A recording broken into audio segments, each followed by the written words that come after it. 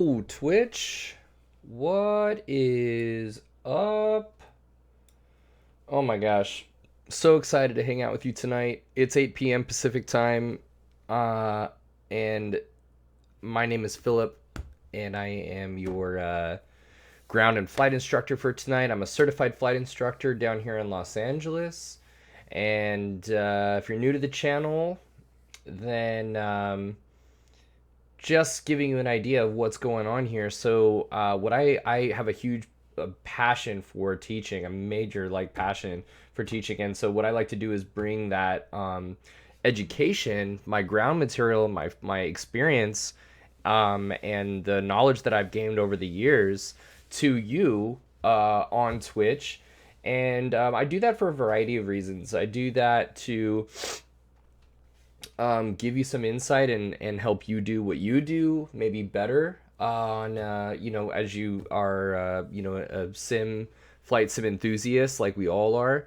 I do it for the possibility that maybe one day you'll want to begin flight training on your own, and maybe take the plunge to go to your local airport and take an intro flight. Um, and or maybe even inspire you to do a career change. I've worked with many students that have been midlife and career change type situation, and so whatever the reason is that brings you here today, I just wanted to say welcome and thank you for stopping by. And I hope that this information tonight is invaluable to you. I know that I'm going to do my best to have it be valuable. So Zach Ayo, what's up? Dave Grimy, what's going on, guys? So the interview is scheduled. Um, well, wait, which I forget the last time I mentioned the interview to you. So I had an interview on the 7th with the director of ops of a charter, and that was the guy that I was, that was my flying yesterday, actually, earlier today. Oh yeah, no, I think I might have misspoke, or there was a misunderstanding there, because the interview that I have coming up is on Tuesday. So yeah, Tuesday the 18th at 2 p.m. Pacific time, and uh I'm waiting for the second one, actually, for a callback. I tried connecting with a couple of guys from that second company on LinkedIn.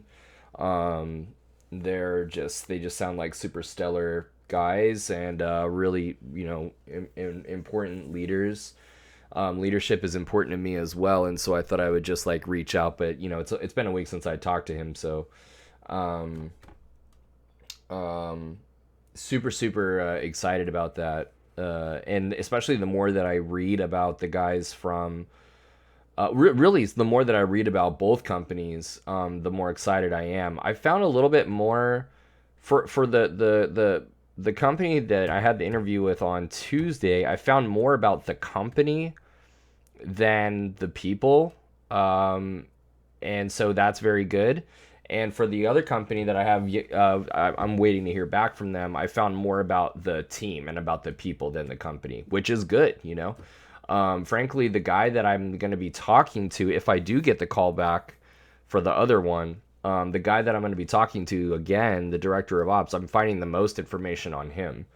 And he just seems like an awesome guy, man. I mean, he just seems like an awesome leader. He teaches at a variety of universities, including Embry-Riddle, director of the aviation program at another university, and 135 guy. Actually, he had his own company at one point, and then now he's director of ops of this one. Just like a team of, seems like good leaders, man. I really liked talking to him, so I hope that I can connect with him and share my passion for teaching as well with him. If this guy's such a hardcore instructor, I'm like, dude, I know so little, and I just am a huge proponent of small fish big pond. and no matter where you are in life. And it just seems like a great source to learn from, a great guy to learn from, so much to learn from, you know.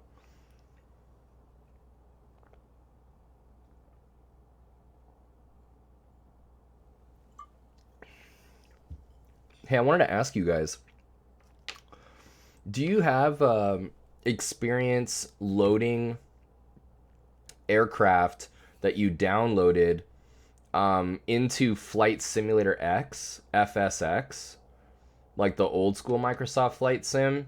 Because here's what my issue is I downloaded a Learjet and uh a what is it? What did I get? Oh my god, Falcon. And I downloaded a Learjet and a Falcon for Microsoft Flight Sim X, right? FSX, and it doesn't show up. Like I've extracted it from the from my downloads to the aircraft folder, and it doesn't show up in the program. I've tried opening up the folder and looking for the I've seen online like sometimes one folder will be divided up into multiple things that you need to actually sort out manually. I kind of did that, I think. I don't know. Does anybody have like experience with that in FSX? And I would love to be using these aircraft soon. Matter of fact, let me check because I signed up for a forum that was talking about it. Let me see if they approved me yet. No, probably tomorrow. Fucking bastards. Filled out all this bullshit to like join. And yeah, okay. So I'm really excited for tonight because we're talking. So it's Private Pilot Wednesdays, and these are these nights where even though my passion is IFR stuff, and I really enjoy teaching the IFR. I enjoy teaching in general, and the cool thing about these Private Pilot Wednesdays is that we all benefit, myself included, from teaching it. We all benefit from revisiting the basics, and there's so much often overlooked, I think, with the basics. I think that there's things that we tend to kind of go over like high level and then just leave a lot behind, and we kind of get the idea and stuff, but there are unanswered questions a lot of the time. So going back to the basics is really crucial. We could get some of those questions answered, maybe that you've had all along, or maybe that you didn't know that you had, until right now.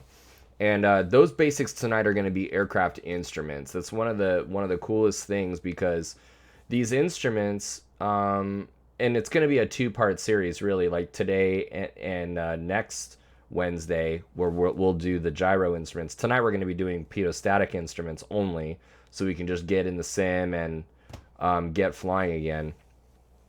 Or else, I mean, we could just spend 2 hours easily on ground on just pitot-static and gyro instruments together, not even talking about the compass. So I wanted to kind of like divide that up and get in the plane and maybe cross country somewhere or do something like that. So pitot-static instruments. So let's get to it. I still actually I don't really know, like, flying wise, like what we're going to be getting into.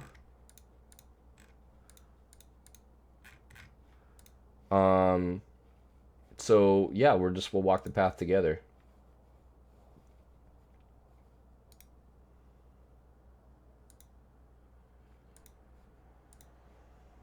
All right.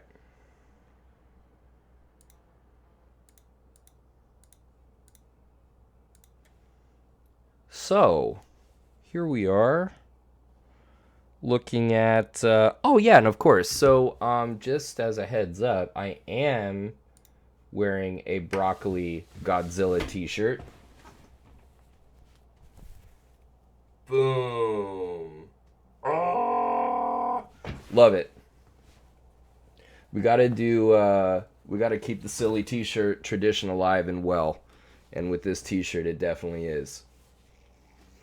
So, let's get back to let's get to this here. So we're talking about instruments and systems.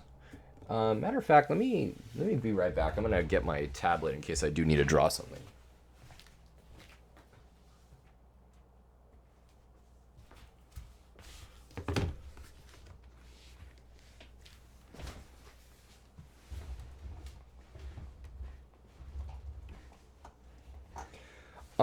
Dude, thanks a lot, man. That is going to be next Wednesday. But dude, hit me with it, man. What's up? We don't have to spend a lot of time on it. Like I can still answer your questions.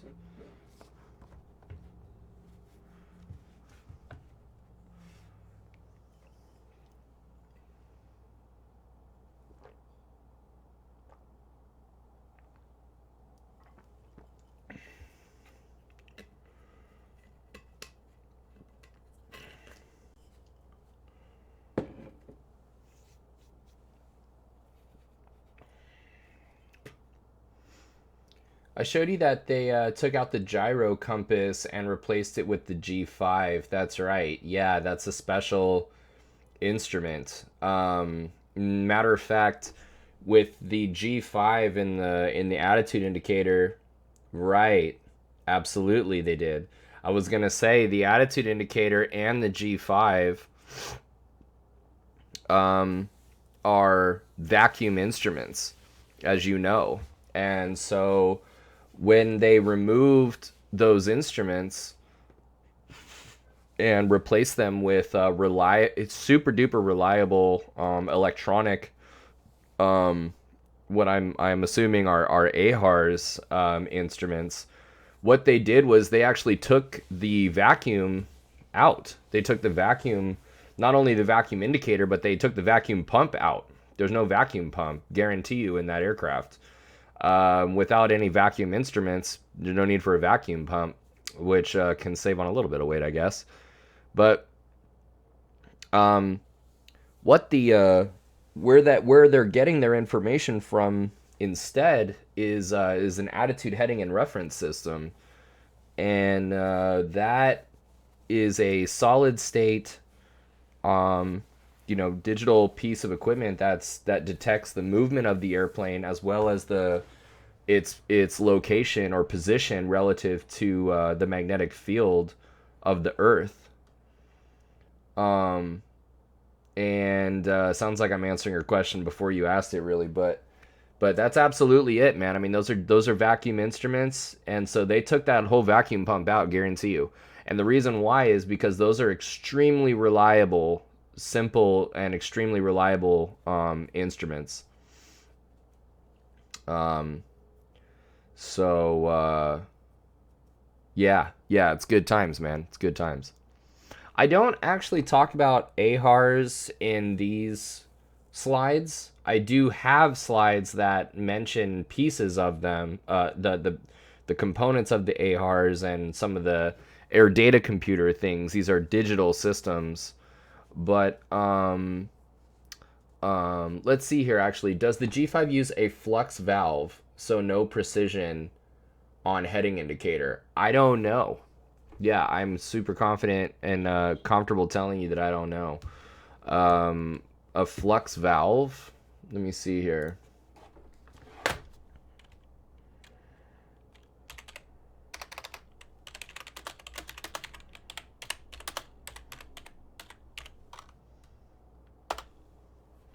Magnetic flux valve or a flux gate heading system is an electronic magnetometer that measures the direction of the horizontal component of the Earth's magnetic. Oh, so then yeah, it looks like it does. Because what it's doing apparently is determining the horizontal component of the Earth's magnetic field, so that you know how you're aligned with magnetically, like to the magnetic north. Um, where is the flux valve? So the gyromagnetic compass is a horizontal gyro slave to the magnetic north by magnetic field detector, usually located in the wingtips of the aircraft away from metal structure. Interesting. Gyromagnetic compass. The basic floodgate or fluxgate compass is a simple electromagnetic device that employs two or more small coils of wire around a core of highly permeable magnetic material to directly sense the direction of the horizontal component of the Earth's magnetic field. Interesting. Wow, there's like a lot to read there. What I don't know is like what it would be using it might use something else in comparison, like that, to get the same job done. According to how does it work? How does a magnetometer work? According to its physical effects, magnetometer can be classified as follows. Sensors made from according to Faraday's electromagnetic induction law are called induction magnetometers. Magnetometers working by the principle that current in a magnetic field can generate a Lorentz for fuck dude. All right. So yeah, basically yeah.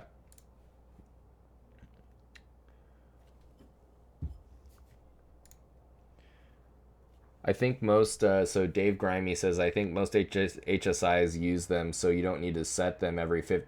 Well, that's true. I know that for a fact. That all I know, like without really being super into them, is they do detect like where you are with respect to the Earth's magnetic field, and you never need to, um, you know, set them. There's no mechanical. The reason for setting a heading indicator is due to the gyroscopic precession. Like as you move the airplane, the gyro that's spinning inside that instrument, there's wobbling going on anytime you go to deflect it out of its plane of rotation, and anytime it wobbles out, there's friction there, and that causes the spin to kind of slow down, and then it's got to spin back up again. So over time, enough moving around, with enough friction over time, and that's added up, yeah, you're gonna need to reset that. But that's a mechanical issue, right? And so this is a electromagnetic instrument with no mechanical aspect like to it.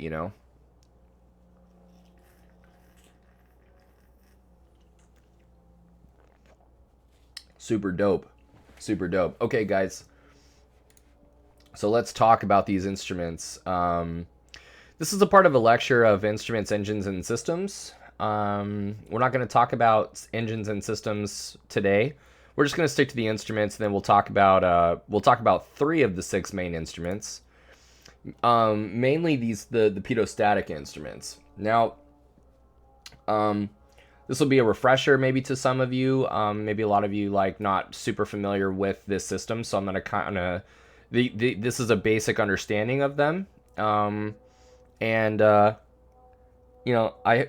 hope is that we can just get sort of like bring everybody up to speed. We have a refresher for people that are familiar with these instruments and how they work, people that are not familiar with them, and bring everybody in on the same page. So the way that we talk about these instruments and the other three as well, like in general, the instruments in the six pack, are how they work, and what can go wrong if basically how they work and what their errors are. That's like the main thing, is like based on their construction and how they work, like they have certain errors associated with them that we just need to be aware of. And it's important to know where those errors come from. They help with instrument flying and prioritizing what instruments to look at based on what you're trying to do. So, looking at how they work and what they, what the guts are, and then, what their errors are kind of what we're going to be talking about. Okay. So we'll start with these pitot-static instruments. Now, before we talk about the instruments, let's talk about the setup here. The pitot-static system, right? These are pitot-static instruments. So the pitot-static system consists of a pitot tube and a static port, okay? And the system is really just like the lines that are between those sources. And what's common through all three of these pitot-static instruments is that they do stuff with air pressure. They're measuring air pressure in some way, and then they're telling you some information based on what it's doing with that air pressure, So how is it getting that air pressure? And you know what's it doing with it and what it's telling you. We'll get to those in the individual instruments, but that's the idea with the pitot system. The static port, okay, is the main one feeding static air pressure to all three of these instruments. And what that means is like when whether the airplane's in motion or not, there's air around it, and this air, depending on what altitude you're at, and depending really also on the system, the pressure of the air around you as well. Like there are just pockets of air that are of different pressure as the air is mixing around and moving around all the time. As that air around the airplane changes, the amount of air coming into or out of this static port, the air is allowed to enter and exit this little hole right here and fill that line and go to these instruments. And so as we climb, that air pressure changes and decreases. That affects these, mainly the altimeter and the VSI. The truth is that this is affected as well, but it's not. It's a lesser. It's like less. I don't know if it's less critical, but it's not as integral really to like the actual functionality and what it's actually telling you, like with the airspeed indicator versus like the pitot tube is like integral to the function of the actual airspeed indicator, right? I'm not saying the static port's not important to it, but I'm just saying like it pales in comparison to the way that the altimeter needs that air pressure to detect how high you are, right, or how low you are, or the vertical speed indicator needs that air pressure to be changing in some way, and the way that change is detected lets the airspeed that vertical speed indicator know, holy moly, like we're climbing quickly, or it's all good, we're climbing slowly, right, we're descending quickly, that there's change going on, that it's like, oh man, it's like it's detecting the changes of that air pressure like crazy, right? But for the airspeed indicator, it's true. The static port, and the static air that's in that line is going into that instrument. But really, what this thing is responding to is this pitot tube getting filled up, and we're going to talk about that in a second.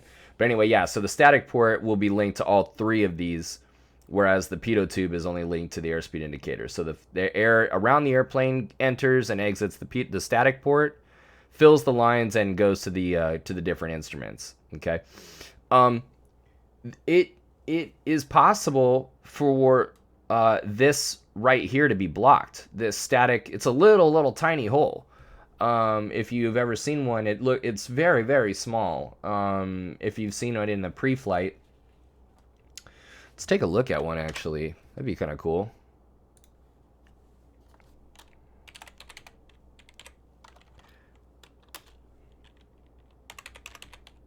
Actually, I'm just gonna put static port.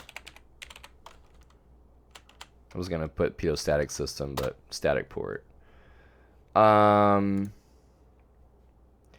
Yeah, so I'm just gonna put a Cessna 172. See, so there you go, right there. I mean, you can't even see that right there. It's a little tiny thing. There you go. It's kind of a better picture. See that? It's so small. And so, as even with this airplane sitting right there, there's air that's inside that hole. And Chicken, what's up, dude? Hello, good evening. How are you doing, man? So yeah, even just sitting there, there's static air that is entering that static source right there. And so you can see it's not that hard for something that small to be clogged, So in the event that does get clogged, oh shit, wait, what the hell? Oh, wait. Oh, that's funny. There we go. In the event that oh dude, I'm sure you'll be fine, man. I'm sure you'll be fine. Although it is fucking going crazy, man. It is like crazy out there. Like it's everywhere, dude. This time around, holy shit. It is legit everywhere. Fuck, man.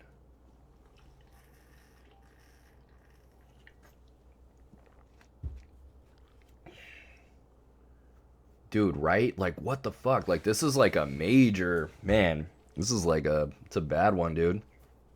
This is a bad one.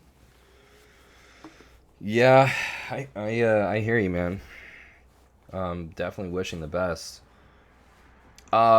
So this alternate static source is your way out there. You know, it's your way out. Like if that ever gets blocked, you're able to pull that red that alternate static source, and allow that air from the cabin. There's a valve that opens up, and that static air from inside the cabin is allowed to enter, and restore that static air pressure to the static instrument. So that's always really nice. You want to know where that alternate static source is. It's usually just going to be a red knob. You're going to pull that open, and then boom, you know. Now, so that's the static port, the alternate static source.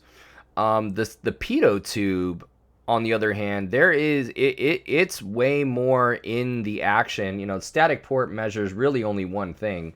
It measures the static pressure of the air around the airplane at any given time. The pitot tube, on the other hand, is face forward, front and center, like in the action. Like as the airplane's moving forward through the air, that's going to fill up more and more and more, right? It's true that included in that pressure, there is also static pressure, right? Because the air just is what it is. Like the air pressure just is what it is. But as you're moving now, if you're not still, if you're moving forward, there is static air plus extra that now is being rammed into the pitot tube, in addition to static. So it's static plus ram air pressure. That's what's accumulating in there. We could think of this as total pressure then, right? This is a total pressure cat toy. This is a total pressure situation where it's static air just from the normal air pressure around it, plus whatever extra is coming into it from the forward motion of the aircraft.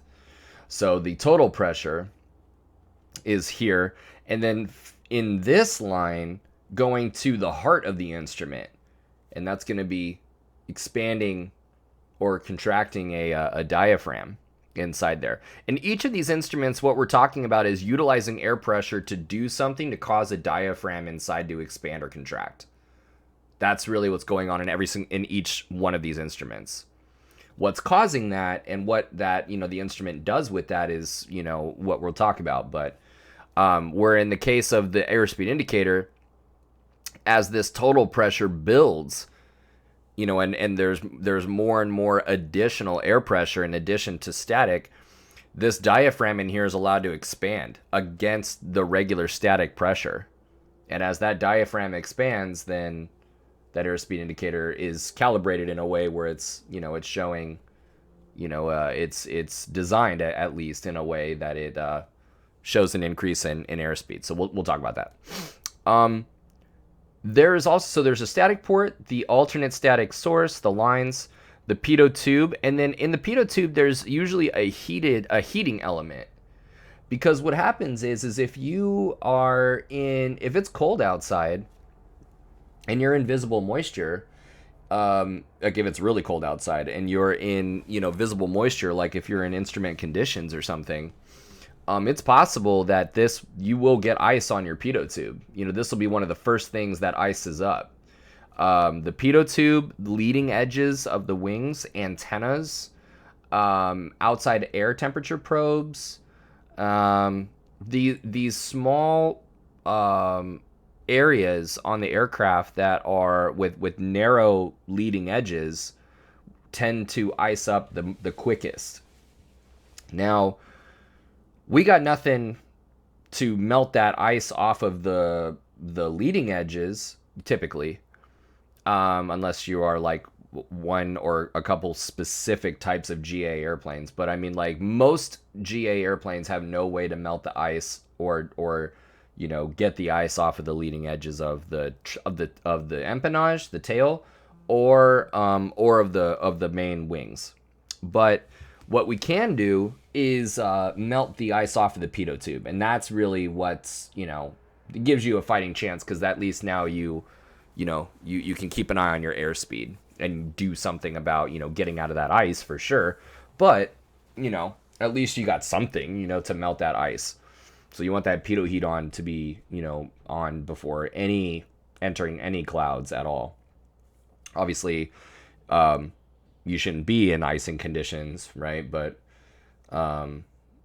you may find yourself inadvertently in a situation where you're picking up ice and it's unforecasted or something like that. So, you're going to throw that pitot heater on, and that's like a critical thing that you want to check pre-flight too, is like when you're in there, when you're in the cockpit pre-flight and you're turning the master on and you want to look around, and walk around the airplane for the lights and look at the lights. It doesn't hurt to obviously take the pitot cover, the pitot tube cover off first, but throw that pitot heater on, and give it a second to warm up, and then just kind of tap it lightly. And you don't need to wait till it's like scalding, you know what I mean? Just you'll feel it warming up, and you're like, okay, it's working. Pitot heater off, and then you're looking at the strobes, the beacon, the nav lights, and all that stuff, and then switches off, master off, right? So it's not a bad thing to test, even if you're VFR and expected to go through just clear conditions, okay? So in a nutshell, that's the pitot-static system. All right.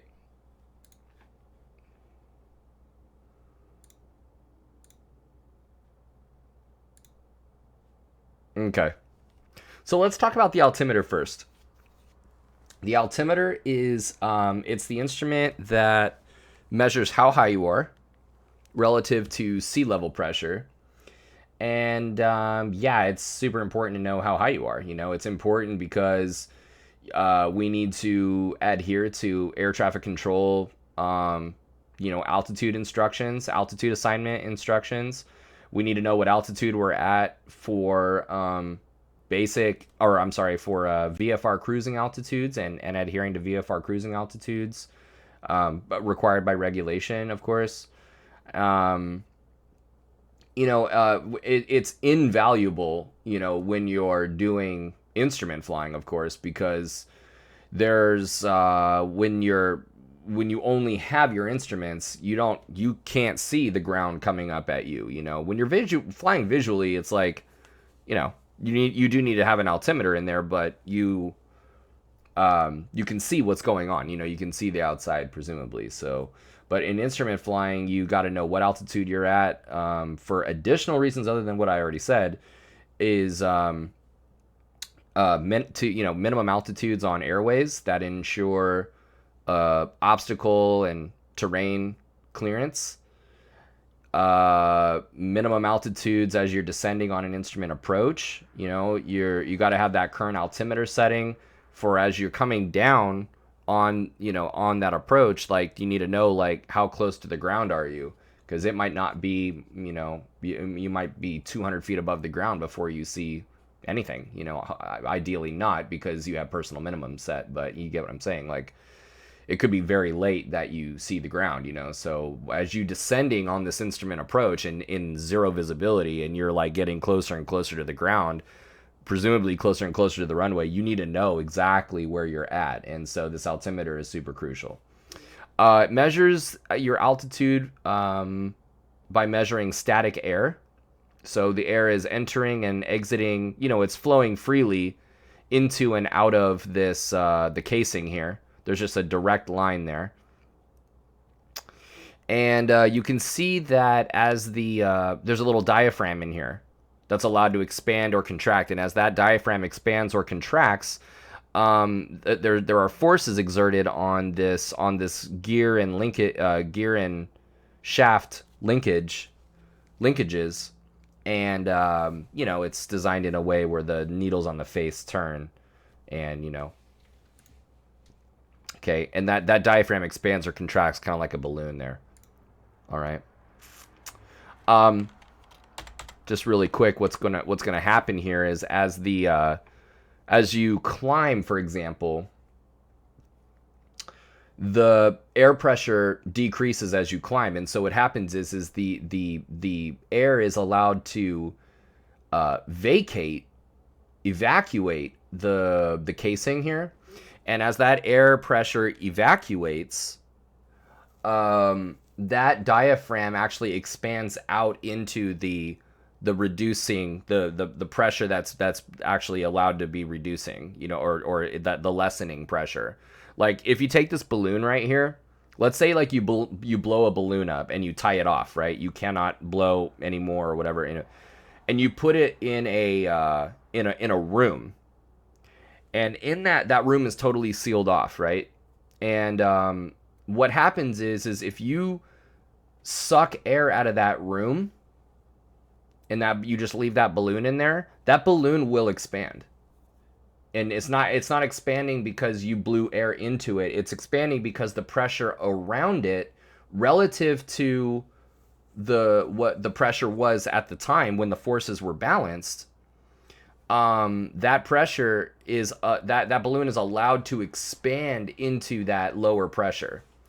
Likewise, if you added pressure to that room, again, the balloon is blown up and tied off, right? If you added pressure to that room, that added pressure that's surrounding the balloon is going to squeeze that balloon down. You didn't let air out, but it is squeezing that balloon down. So that's what's going on inside this altimeter as we climb or descend. As we climb, that air pressure is decreasing, and that balloon's allowed to expand out into the low pressure. And then as we decrease, the atmosphere gets more and more dense. Pressure increases as we descend, and that pressure squeezes down that balloon, that diaphragm right there. All right. Now it needs to be said that when we start off our flight with the ATIS and we get the altimeter setting, we put that altimeter setting in here. What we're doing is we're setting the starting point of that diaphragm.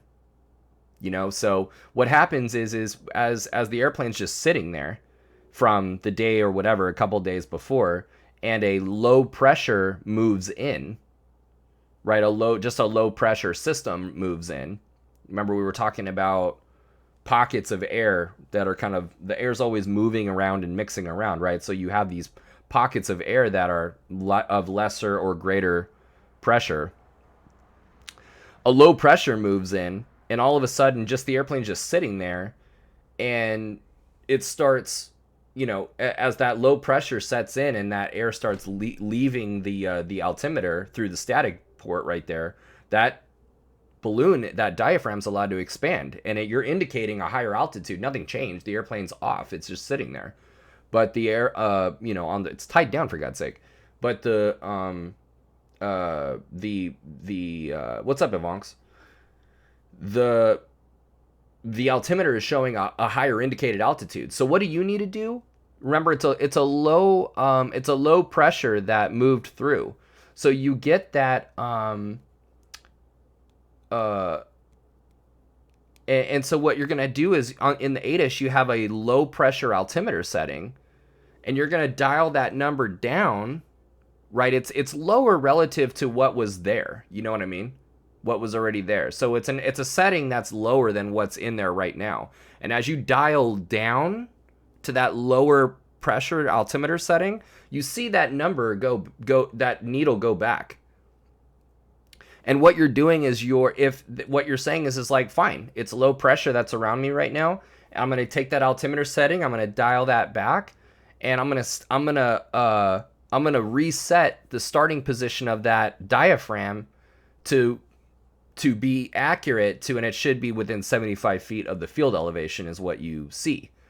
And you should check that, you should vocalize that, altimeter set within 75 feet of the field elevation. You look at it and make sure that that's true, right? If it's not, it's like, wait a minute. Like, I've been with a student, actually this just happened. I was with a student that set the wrong altimeter setting, and I didn't even catch it, I could see outside what was going on. It was a private pilot student. And, I'm like, okay, your sight picture, you're looking a little low, like, and he was like, come to find out that he set the wrong altimeter setting. When we were on the ground, it was a 300-foot field elevation, and we're like minus 10 feet in the ground. I'm like, what the fuck is going on here? And I call up the tower for the altimeter setting. Dude was way off, obviously, for 300 feet, And so I told the tower, I was like, it's good to know that I'm not 10 feet in the ground. Thanks a lot, and he started chuckling. But, we need to make sure that we put that right altimeter setting in there. You know what I mean? I'm quadruple checking that if I'm in the instrument environment, obviously. But anyway, so that's what the altimeter setting is actually doing. All right. With all the stuff that you teach in your streams, it's vital to know the ins and outs of everything before flight school, or do the instructors go more in depth? No, the what I'm teaching is well, let me tell you this. What I'm doing right now, a flight instructor should be doing with you in a ground session. Most that I've seen do not do that. Most that I've seen, and some do, the good ones do. And there are good instructors that know how to. There are flight instructors out there who are good at flying and teaching flying. And, that is important, but it's like, it's not going to happen. Like, the likelihood, at least from what I've seen, I've taught at a few different schools, and I've definitely been around different schools myself. They expect you, they'll give you the homework to read and have Rod Machado's book do it, or Gleim do it, and you don't get in your answers, the questions to your answers. So, yeah, kind of to what you're saying,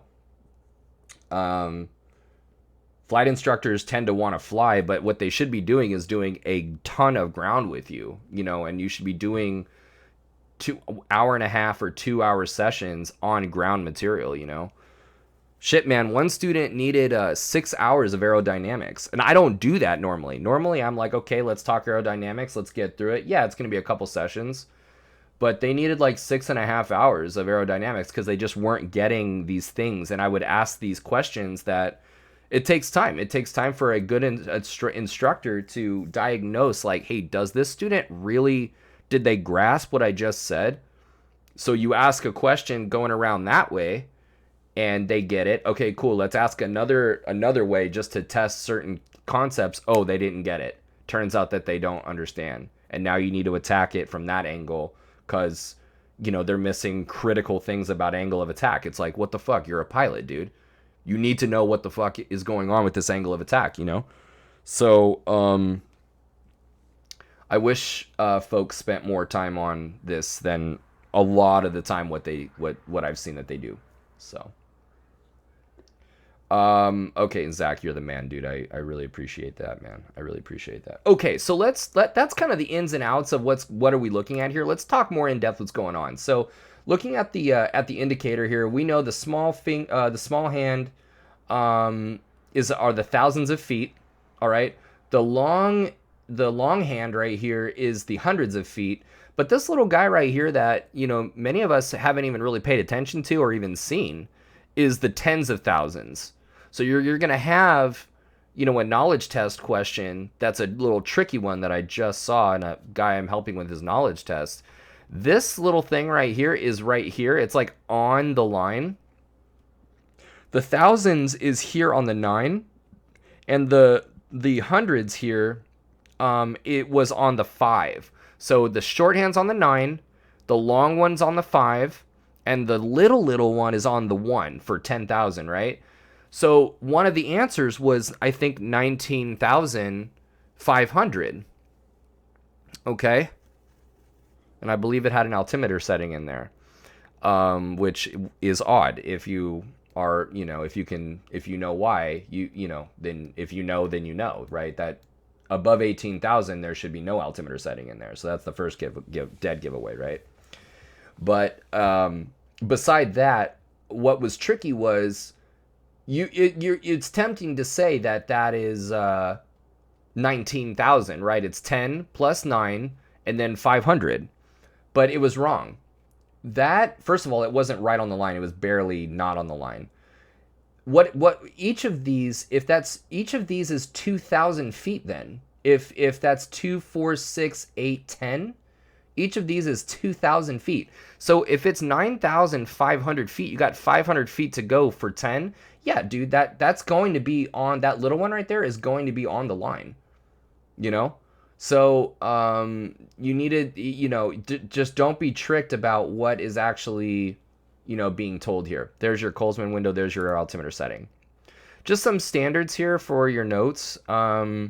What we mean by standard atmosphere. It's important to understand because the international standard atmosphere, we need standards from which, non-standard things can, we can deviate and understand like what are non-standard conditions, and we can correct for them accordingly, right? But in order to do that, we need standards.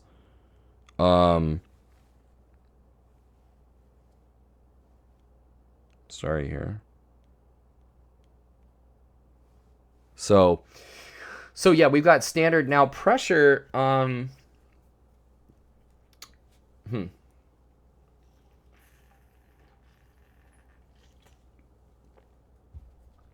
What is pressure and what is temperature? Pressure, we've already been talking about it. Pressure is a measurement of collisions of particles. Anytime particles in a substance, whether it's a fluid or whatever, usually it's a fluid, when we're talking about pressure, because, solids are ordered and whatever, but, in gases or liquids, we're talking pressure. It's the measurement of the energy of those particles colliding with something, with the edge of something, right? It might be something that, a barometer measures atmospheric pressure. It measures the pressure. It measures the energy of those atmospheric particles, the air particles colliding with the mercury. Well, and most of them are mechanical, but in their the actual use of mercury is antiquated, but it's still, a measurement, like a metric that's used, but like a unit. But so anyway, yeah. So like when you've got like a tire, let's say like a tire, on your car or on a bike, right? You measure the pressure when it's cold outside, right? And it's like kind of like not a lot of pressure because it's cold. So like these things are like docile, like the particles are bouncing around, not that much. But the temperature heats up and they're starting to bounce around more and more and more. They're vibrating way more. They have more energy. They're colliding with the sides of the tire way more. And so the pressure's gone up. That's what we mean by pressure, okay? We have different ways of measuring pressure. Usually, the altimeter is measured in inches of mercury, although, different countries, will use a different metric system. So, but here in the United States, we use inches of mercury. There's a standard rate at which pressure decreases with altitude, actually, and it's an inch of mercury per 1,000 feet. An inch of mercury of pressure, 1 inch of mercury, I should say, per 1,000 feet. Why is inches of mercury a measure of pressure, by the way? This is why, okay? In this conceptual, like in this drawing, it's a conceptual image, like of what a barometer is. They're gonna fill this with oh great, the world's most tiny picture. Are any of these not microscopic? Nope. Okay, nice. So, where does inches of mercury come from? Okay. Millimeters. Wonderful. Forget about the millimeters here. What I'm saying is in a conceptual understanding of what a barometer is, you basically have this pool of mercury that is opened to the atmosphere above, and the atmosphere is allowed to sit on top of it, and the weight of the atmosphere is pushing down on that pool of mercury, forcing that mercury up into this graduated tube. And that tube is graduated in the case of inches of mercury. It's graduated in terms of inches. And so what has been determined by the international community is that we all agree that what we consider and what we determine the standard atmospheric pressure to be at sea level is the height of this mercury in this graduated tube when the level is 29.9 inches, 29.92 inches of mercury. That's what we mean by that. And that's why it's measured in, you're like, inches. Wait, what the hell you did? Isn't that a length? How is a length, you know, how are we measuring pressure? Like, I thought we were measuring pressure in PSI or atmospheres or pascals or something like that. Like, what do you mean inches, right? That's what we mean by inches. Actually, it is a distance. It's the distance that mercury is pushed up into that graduated tube as a result of the pressure sitting on top of it. So that's what we mean by inches of mercury. So what we're saying is every 1,000 feet that you go up, there's less and less atmosphere, right? And so how much less atmosphere? Generally speaking, that rate as you go higher and higher, there's 1 inch. If you took that barometer and you went 1,000 feet up, there'd be less atmosphere on top of it, right? And so that there's less pressure holding that, pushing that mercury down and up into that tube. And so with less pressure, you see that go down 1 inch, and then another inch, another 1,000 feet. And then you go up 3,000 feet, oops, it's another inch, right? So, temperature, similarly, is also a measure of energy, but it is the measure of the actual energy. Like, the pressure is you infer the energy, because what happens is particles that are bouncing around with a lot of energy, they, like in high temperature, in other words, they're bouncing around with a higher energy, they are colliding with a greater force. And that pressure is the force that is measured, actually, not the energy necessarily, but it's a fact that as it has more energy, it's colliding with a greater force. Okay, so pressure and temperature are proportionally related, right? As one goes up, the other goes up as well. They're not inversely related. They are I guess you could say positively correlated. Temperature, on the other hand, is a measurement of that energy. That is what temperature is. The higher the temperature, what we're saying is that average kinetic energy of those particles has increased. That's what temperature is, right? Temperature is not how hot or cold something is. We have determined, the international community has determined that, I say we, like I was even born, that the standard pressure at sea level was 29.92 inches, but the standard temperature at sea level is 15 Celsius. All right, which is 59 Fahrenheit. Okay, so if you're down there at sea level, like, there are many airports in my area like that are essentially sea level, 60-foot field elevation. I mean, hell, even 300-foot field elevation. But yeah, 60 feet. My Fullerton is 100 feet. Matter of fact, I want to say Jacqueline Cochran Thermal Airport. Is it THN? I forget what the identifier is. That's like 100 feet below sea level, I want to say, or something like that. If you are out there, during the summer, it can get kind of warm. You're out there at Long Beach Airport, 60-foot field elevation, and it's 30 Celsius outside. It's double what it should be at standard temperature, right? And so what today is not about performance, but what you would do is you would go into those performance that performance section of your POH, and you'd look up, like, how is this non-standard temperature going to affect my aircraft? And, it's going to affect your takeoff distance and your climb performance and all these different things, but you need to understand that, like, it's warmer than standard outside, right?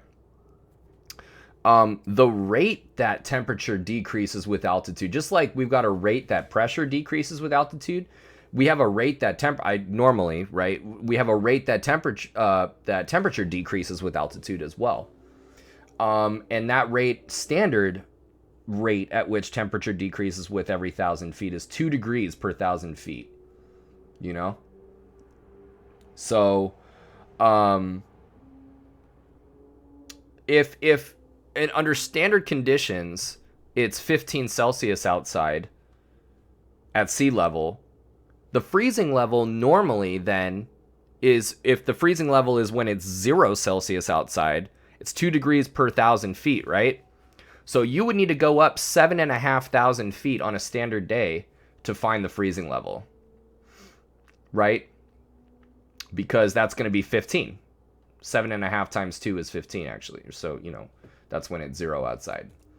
And so what that allows us to do is say, okay, that's an extremely important measurement right there. The temperature lapse rate, the pressure lapse rate, it's important. I mean, it more like, what are you going to do? You can't really, basically as you go up, like, the engine is going to be able to, it's adversely affected, it needs air to breathe and stuff. But the temperature lapse rate, that is crucial. That's crucial for pre-flight. That's looking at an atmosphere that, we're not going to cover weather tonight, but as an example, if you look at the temperature changes with altitude and it's not 2 degrees, if it is very slow, if for whatever reasons the atmosphere cools not at 2 degrees Celsius per 1,000 feet, but like 1.5 or 1.1 degrees Celsius, like let's just say 1 degree Celsius per 1,000 feet, right? For every 1,000 feet that you go up, it remains warmer than the surrounding air that is standard, that's otherwise standard, right? It takes more verticality, it takes more vertical development for that air to cool down. It remains buoyant for longer. So you have extensive vertical development there. That is an unstable atmosphere. That's one of the 3 conditions for a thunderstorm. So, you're looking at a winds and temps aloft forecast or report, and you see, wait a minute, you've got 3,000 feet and no temperature change? Like, wait a minute, what? Unstable, you've got something going on there. You've got you have some issue there. So, you're probably going to have some turbulence going on, and you want to, you want that kind of flag to go off. It shouldn't be that way. All right, nice. If you fly from high to low, look out below. We've measured, we've heard this before. High to low, look out below. And why is that? I might need to actually draw this. Let's do it.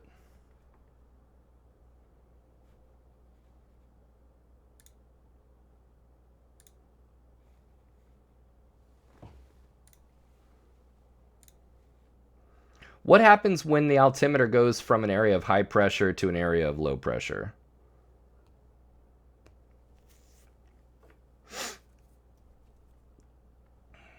With the same altimeter setting, by the way. This is when the altimeter setting is constant. All right.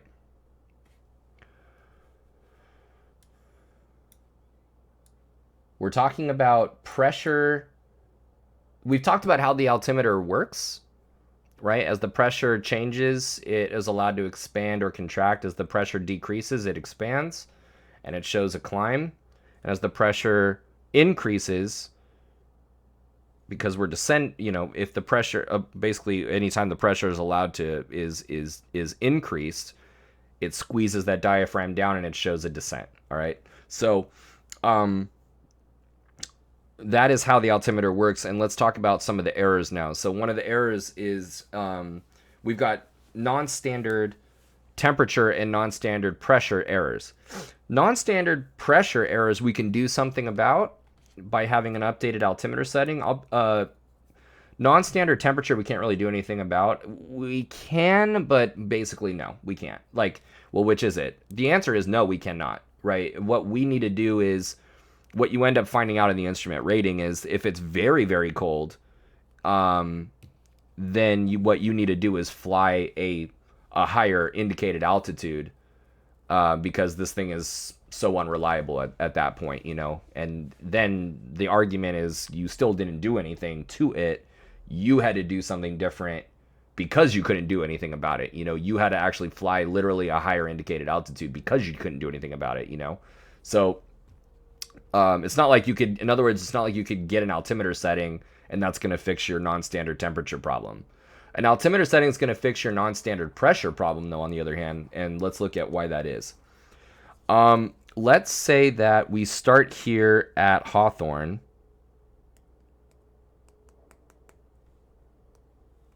There's the ground. And we're flying to, I'm just going to like redraw that picture that you saw there, Santa Barbara.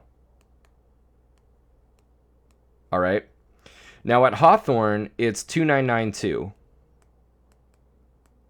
It's 2992 inches of mercury, okay? And at Santa Barbara, it's 2982 local. All right? People taking off out of Santa Barbara, they listen to the ATIS, and the altimeter setting's 2982. Right? And so what's going to happen is as that's lower than standard, right? That's lower than standard. Remember, by the way, I just wanted to point something out here. Side note. 29.92 inches of mercury. Remember, at 1,000, at 1 inch per 1,000 feet, remember?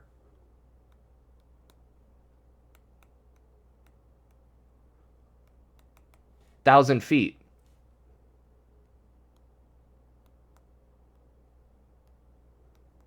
$100 10 feet, right? So these are the numbers that correspond to this. So when you've got an altimeter setting, if you had an altimeter that was set 2992 and that low pressure moves in, and it's a 2982 altimeter setting, you're going to be showing 100 feet higher than you actually are. So when you dial that back from 2992 to 2982, that needle's going to go down 100 feet back to field elevation, okay? So I just wanted to, point that out.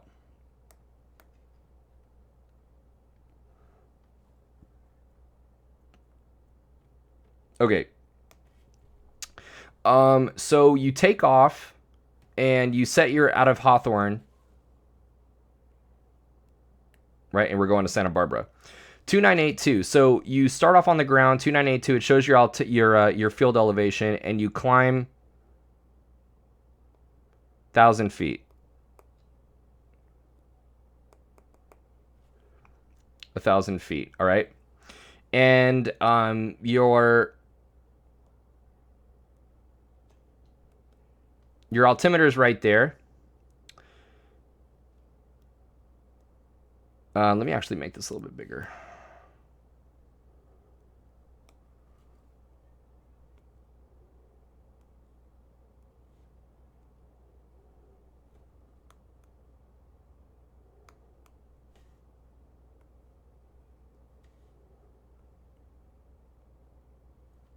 All right.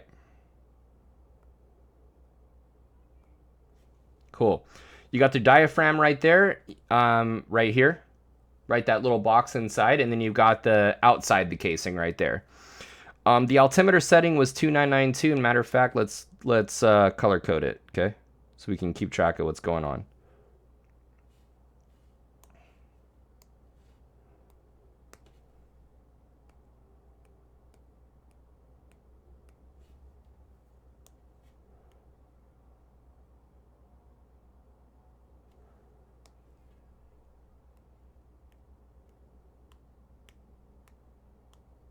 There you go.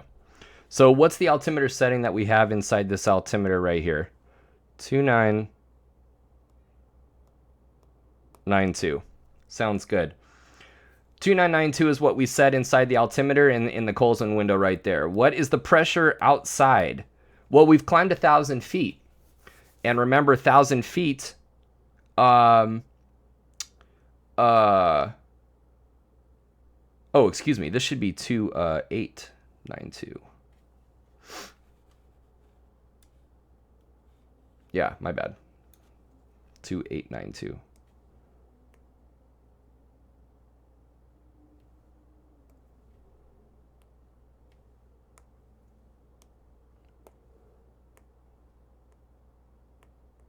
Yeah, that makes way more sense. 2892 is at Santa Barbara. So when you're over Hawthorne and you climb up to 1,000 feet, at 1 inch of mercury per 1,000 feet outside right here,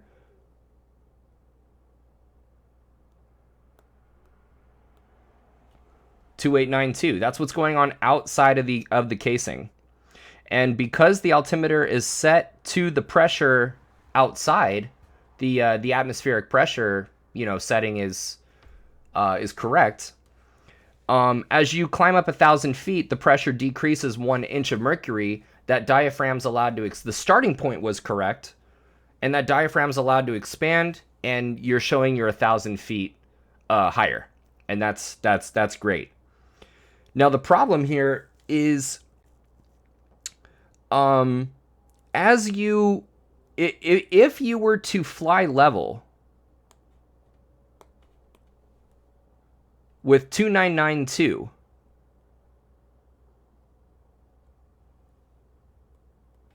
into this area right here of low pressure,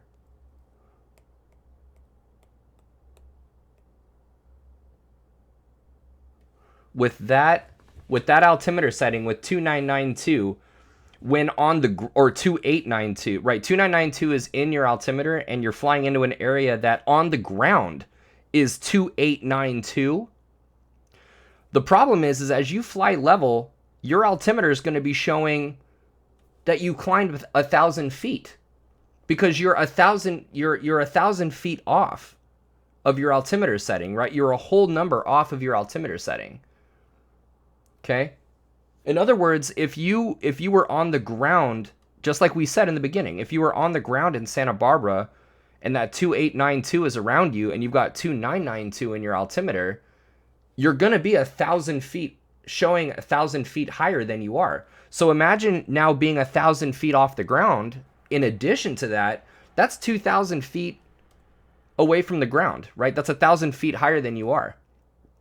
So, the issue here is, if you can't see outside, I'm actually going to leave this here.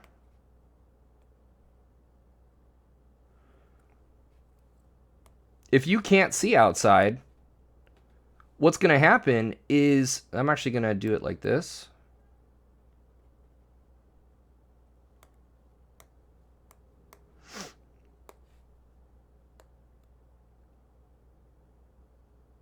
There we go. If you can't see outside, what's going to happen is you're going to be going along, right? And as soon as you start hitting that low pressure, what your altimeter is going to do is it's going to show that in that pressure that's decreasing, it's going to show a climb. And so what you're going to do is you're going to do all you can to maintain an indicated altitude of 1,000 feet. Right? And that green line right there is what you're going to do. What that altimeter is doing along that green line is maintaining 1,000 feet. Remember what we said the altitude would be right there on the ground at Santa Barbara with this altimeter setting was 1,000 feet, right? Boom. That's why. Look, high to low, high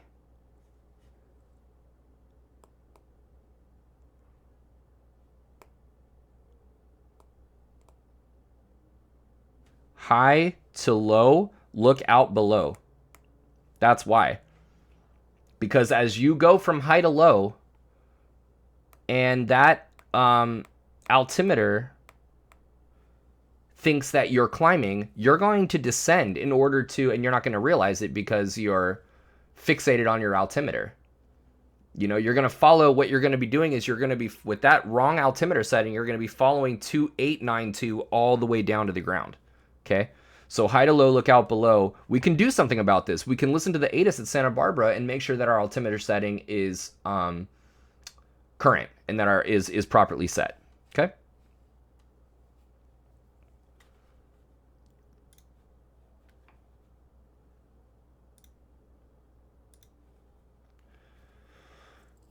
Now, same thing, high to low, look out below also applies to temperature.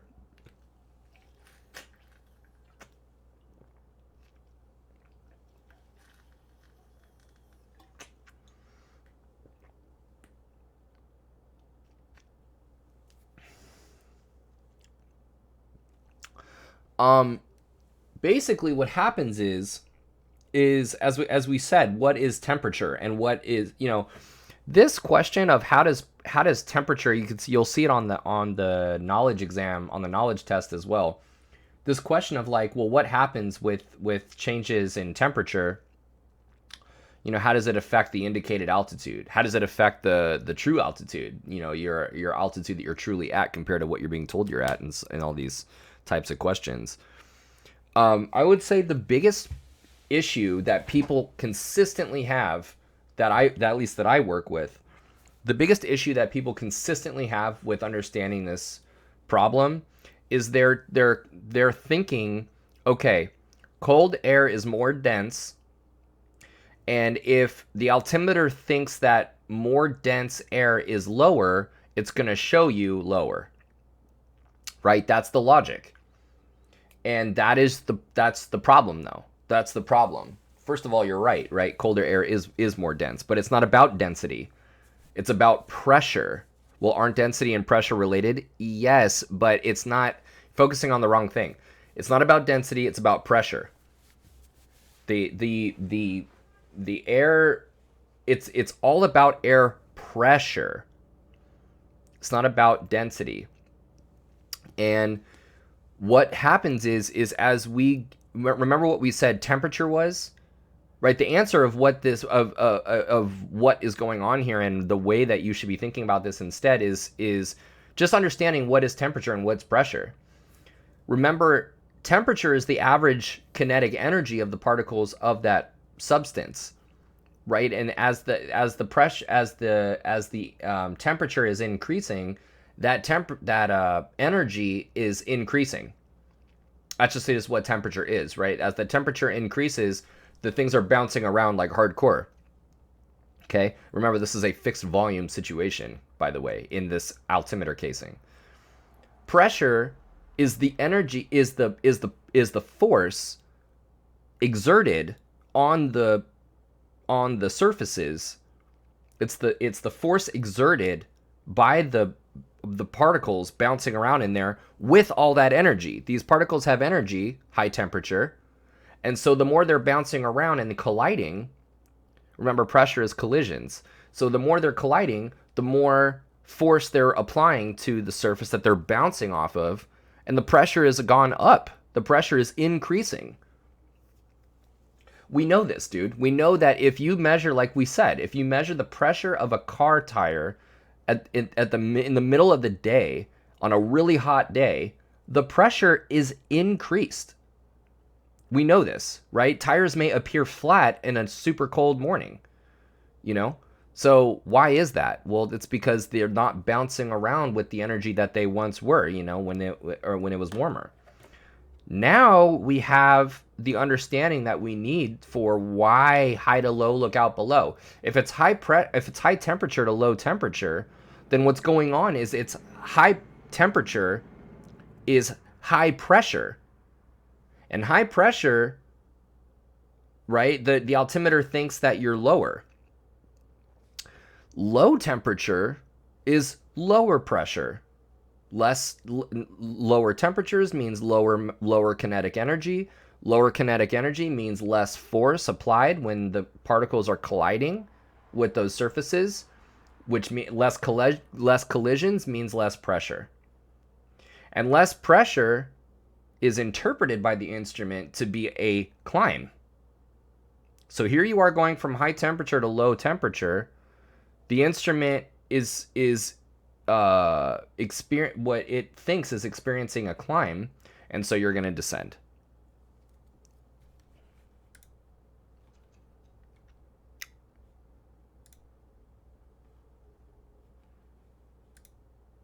Cool. We have different types of altitude that we need to know about. The absolute altitude is your height above the ground.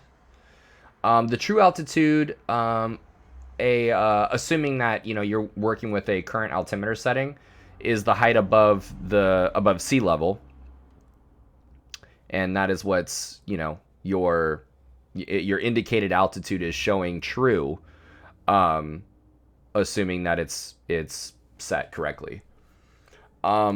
Pressure altitude is the altitude above where 29.92 inches is, like where that reference line, that's what a datum is. A datum is a line, it's a point of reference. So wherever that 29, it's your height with respect to that 29.92 inches of mercury. And that's why you can take your altimeter setting and take the difference between 2992 minus that altimeter setting, and multiply that by the field elevation, and that is your pressure altitude, actually. So,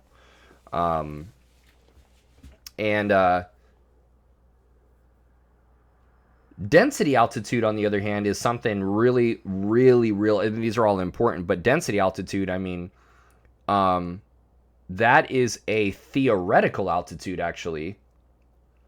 And that is used for understanding how an airplane is going to perform based on the atmospheric conditions around the airplane. What do I mean by that? Density altitude is the measurement of the density of the air around the airplane. And when you measure the density of the air around the airplane, what you're saying is that based on non-standard temperatures, by the way, the non-standard, whether it's colder or warmer than standard, based on it being warmer or colder than standard, that this air is colder or warmer than it should be based on the standard.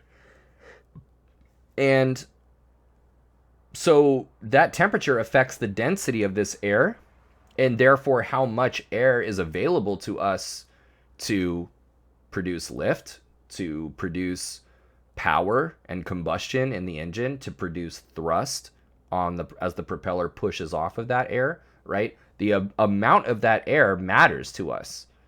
And so if temperature adversely or whatever affects the temperature, not always adversely, but we care about warm, thin air, so what we do is we measure it in terms of, and we say that there's a certain type of density altitude out there. And density altitude is the altitude that you would need to go to on a standard day to find air of that density. An example would be, let's say, Big Bear. Big Bear, I'll find it here on the TAC chart for you.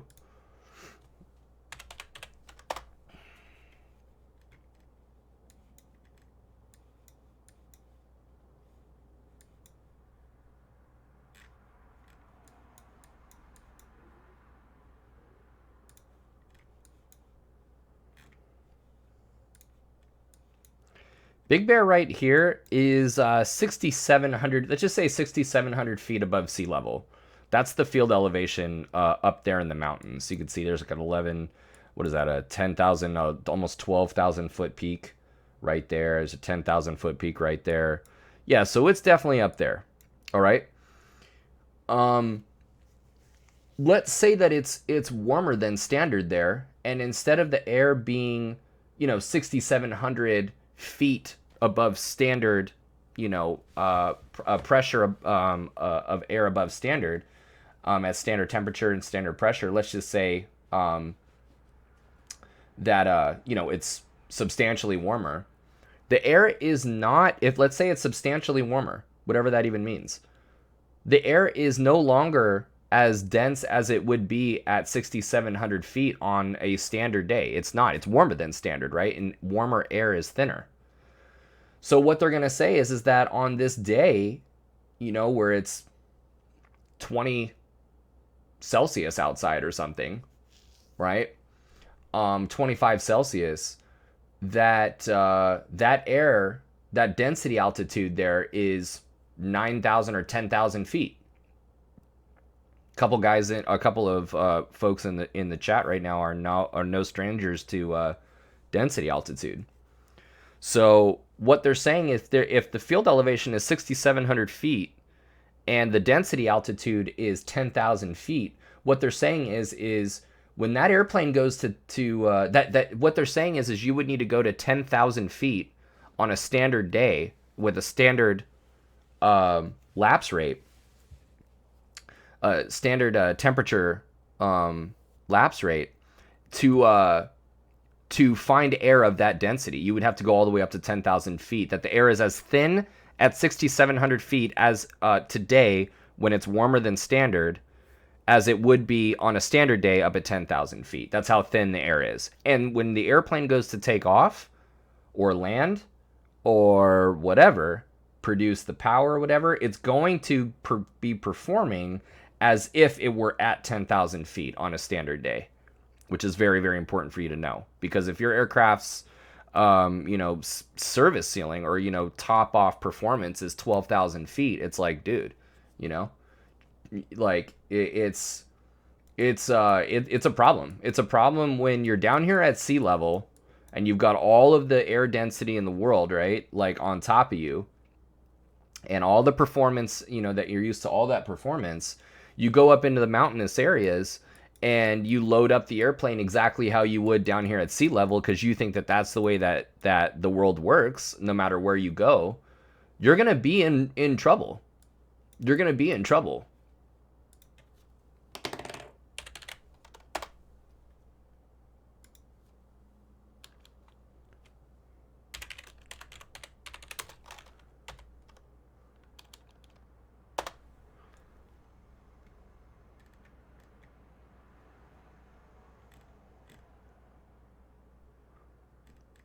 I think I've shown this video before, but let's take a look at what can happen if you don't appreciate density altitude.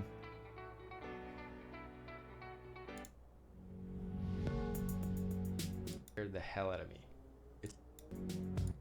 You're gonna use up every possible inch of runway available. I recently saw this footage for the first time and it scared the hell out of me. It's actually like 4 years old and it made the rounds, going viral in the aviation community back then. And I wondered, how could I have missed this? And then I realized it was because I had one of these around that time, so I was a little bit distracted from flying. But after things settled down in my life, I got back into it. So anyway, seeing this video actually inspired me to think about my personal minimums. Adding a margin to weather minimums is kind of an obvious one, but it's really important to think about margins with performance calculations as well. It's true. Let me get my mojo. Alrighty. So Chris Palmer from Angle of Attack was kind enough to share this footage with me so I could revive it and put a flight shop spin on it. The basic spin is, it's a high performance airplane, a turbo Bonanza I believe. He's taken off from a very short runway, surrounded by trees at a high density altitude.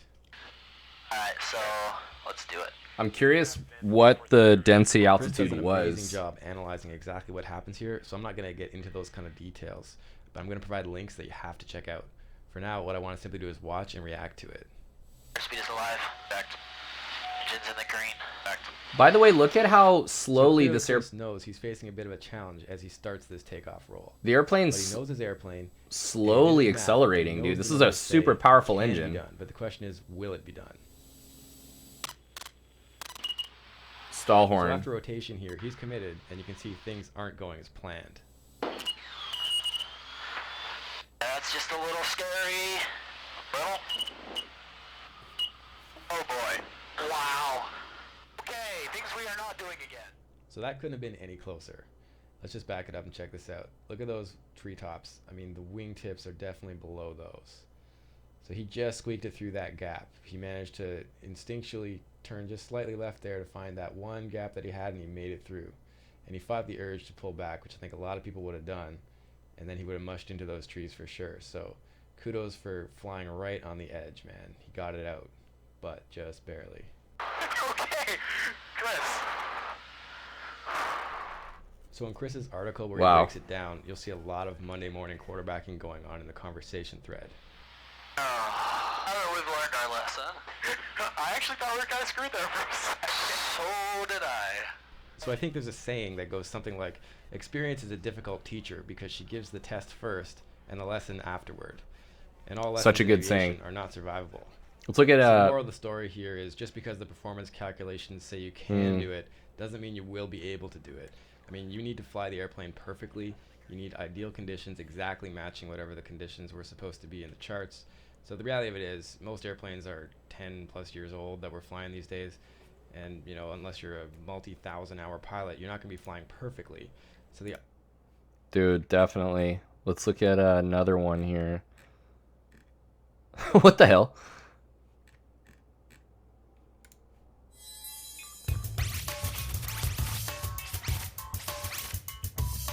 On August 4th, 2012, this video made it to the internet.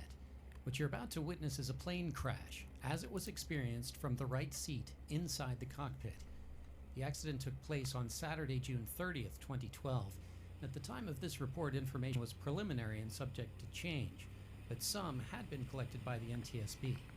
The aircraft is a Stinson Model 108-3, generally a 165 horsepower single-engine high-wing propeller-driven aircraft capable of carrying 4, plus full fuel and light baggage.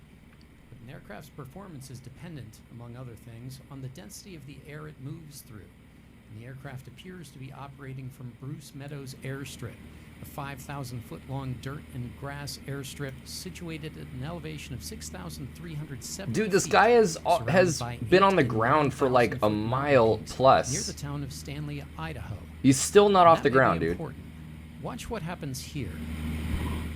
What you just saw was the aircraft skipping off the ground after having previously become Look at, he's airborne on the ground only still. after prolonged ground run.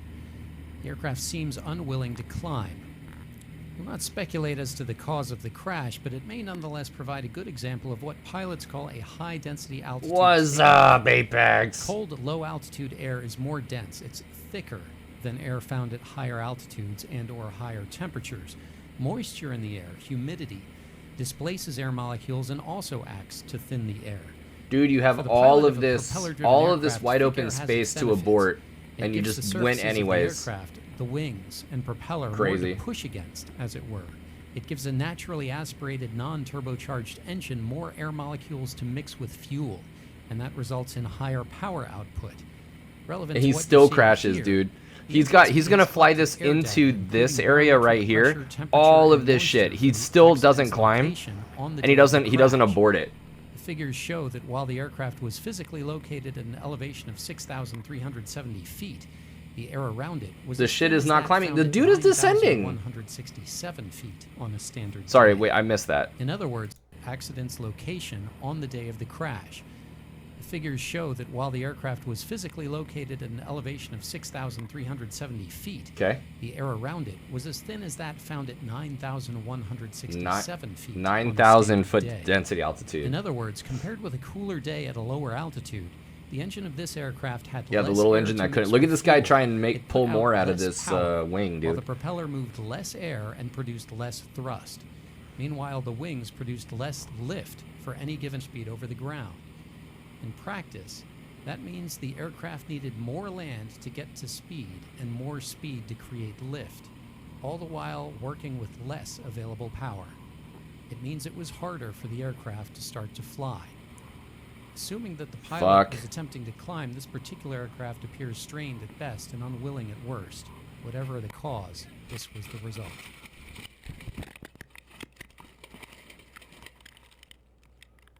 All 4 men involved in this accident walked away. Early reports state that the pilot suffered the worst injury, including a broken jaw. Shown in slow motion, you can get a sense of how the airframe absorbed energy. Dude, Each impact I with the think tree less one of the biggest lessons here is to don't stick to your fucking guns, dude. Don't stick to your guns. That guy stuck to his guns the whole way. Like when he wasn't climbing and he was descending, he lifted off and he was on the ground for 10,000 plus feet. You know, like, dude, he had so much room to abort, and he just went because guess what? We're going flying today, no matter what. You know, even though the energy feels so fucked. You know, the energy that feels bad.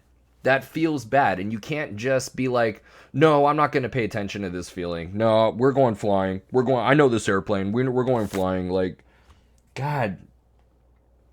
Yeah, man. Don't do that. Anyway, that's density altitude. All right. Okay, so that's the altimeter. The VSI, all right?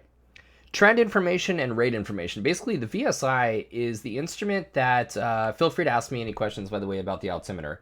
There was a lot to talk about, like when you're talking about pressure and temperature errors. So, okay. Now, the vertical speed indicator lets us know how quickly or slowly we are climbing or descending, right? This tells us rate of change information, actually. So, how quickly are we changing? This is a rate instrument, right? It shows us trend and rate information. The trend information, what we're talking about is the movement of that needle. And, you know, the rate information will be like the rate at which we are climbing or descending, right? Like how quickly are we doing 500 feet per minute? Are we doing 1,000 feet per minute climb, you know, or descent?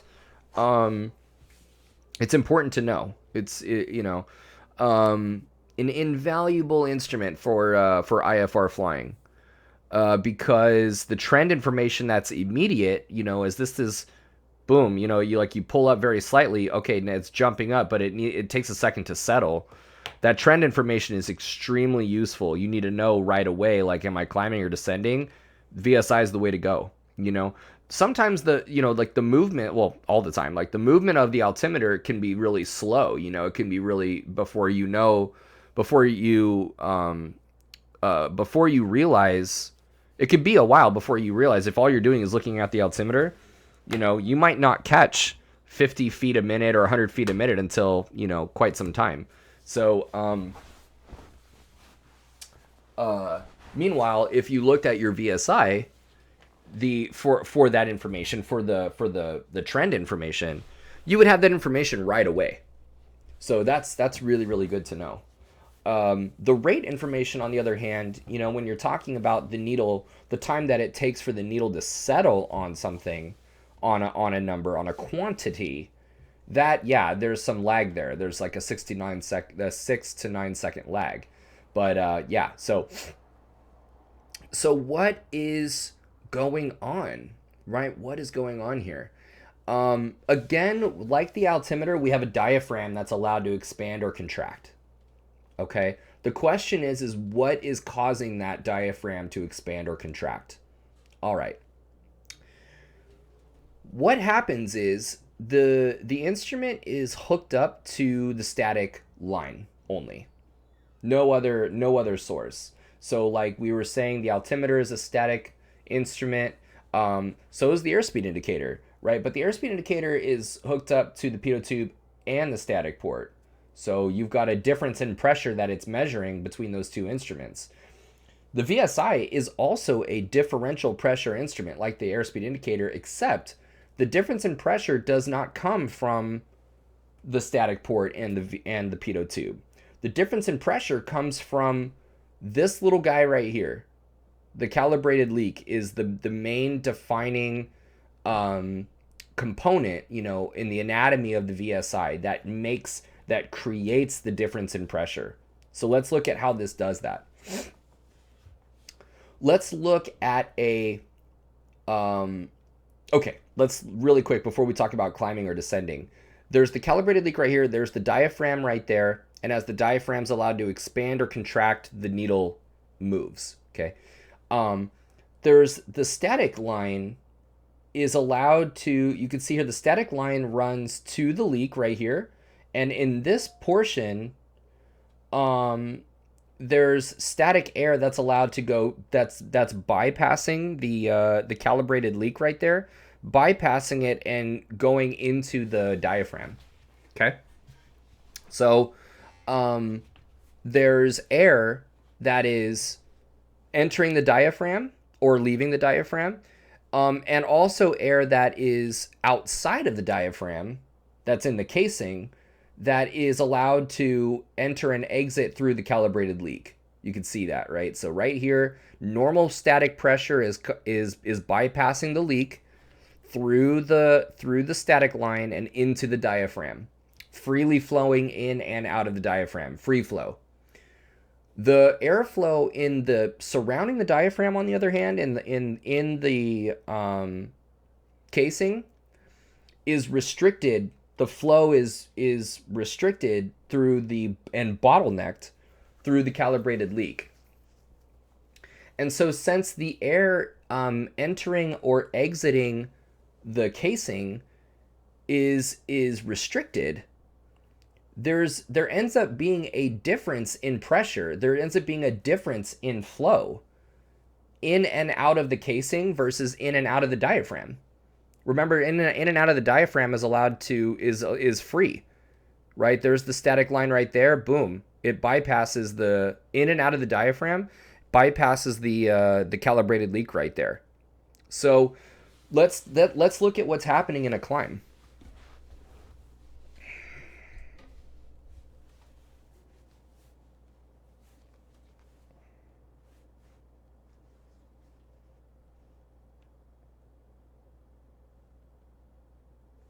Let's look at what's happening in a climb. So in a climb, the pressure is decreasing. So what's happening?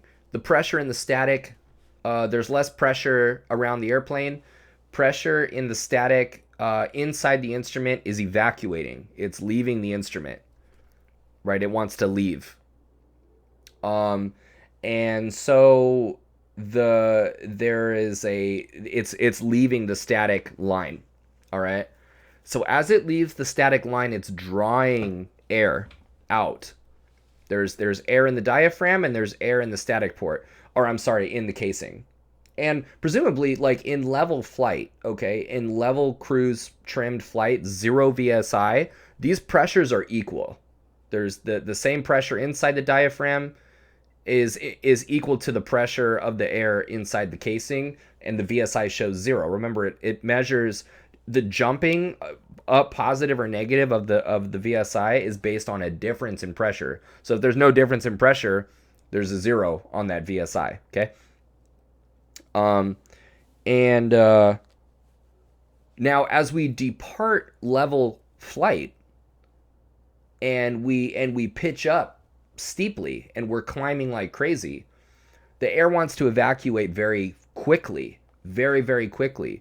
And inside the static line, it's allowed to evacuate super quickly, and air is evacuating the diaphragm readily, right? That air flows through the static line, bypassing the calibrated leak, leaves no problem. There's a low pressure inside the diaphragm. The diaphragm is allowed to, the air in the diaphragm is allowed to evacuate. The air inside the casing, on the other hand, would also really like to evacuate, but it's not allowed to. It's restricted as to a certain, that calibrated leak restricts the flow of that air out of that casing. And so the more pitched up you are, the faster that you're climbing, the more that air rushes out of the diaphragm.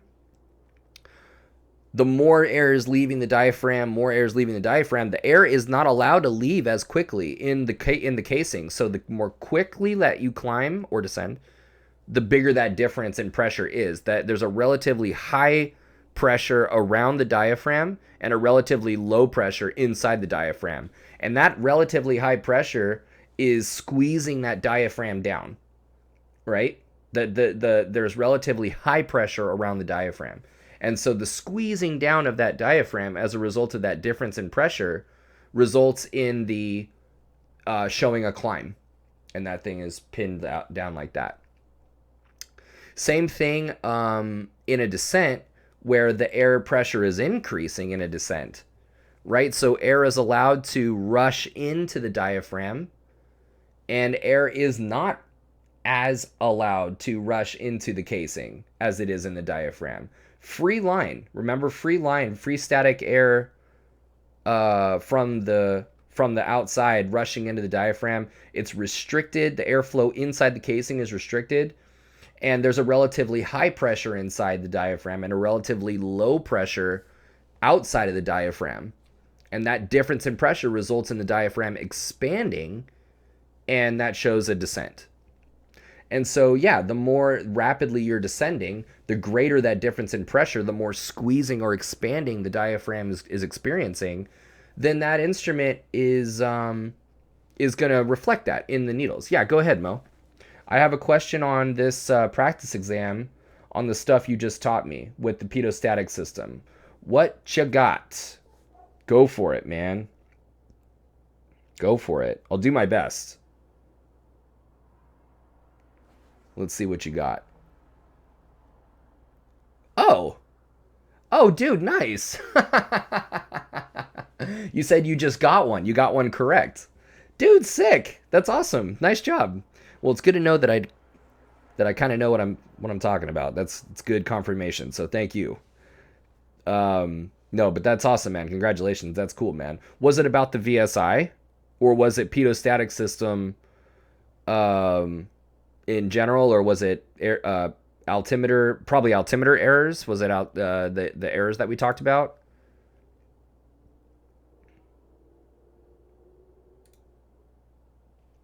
Okay, the last pitot-static instrument that we're going to talk about is the airspeed indicator.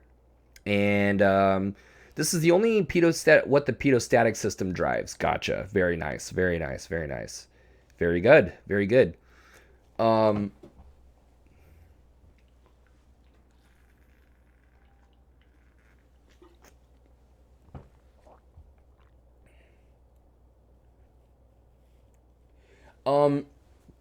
I also, invite you, Mo, to, rewatch the video. If you're doing knowledge test prep, they will be asking you questions about the errors, the temperature errors of the altimeter and the pressure errors of the altimeter. The pressure errors, we've talked about inches of mercury being 1,000 feet, the tens being 100 feet, and the hundredths being 10 feet.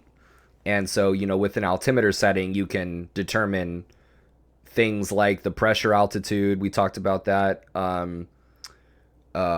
You can determine, what the error is going to be and stuff. Like if it's an inch off, right, it'll be 1,000 feet off.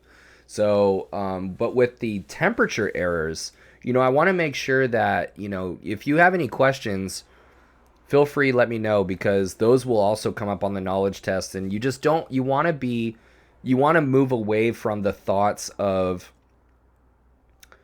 warmer air is less dense. And so warmer air, it's going to be showing that you're higher, that's not what's going on. Colder air is more dense. So it ends up so colder air, it's going to show you lower than you really are. It's like, no, the opposite is true. Remember the temperature errors, the opposite is true. Like what it's not about density, it's about pressure. And remember, temperature errors, with the cold temperatures, there are lower pressures. I'm not trying to burn myself out too much studying, though, especially with the delay with my medical stuff. I try and take a practice quiz with a score of 90 or above. Dude, sick, man. That is awesome. You let me know, dude, if you want, if you can send me 3 90s and you need an instructor to sign you off for a written exam, you let me know. I'll send one over to you, buddy.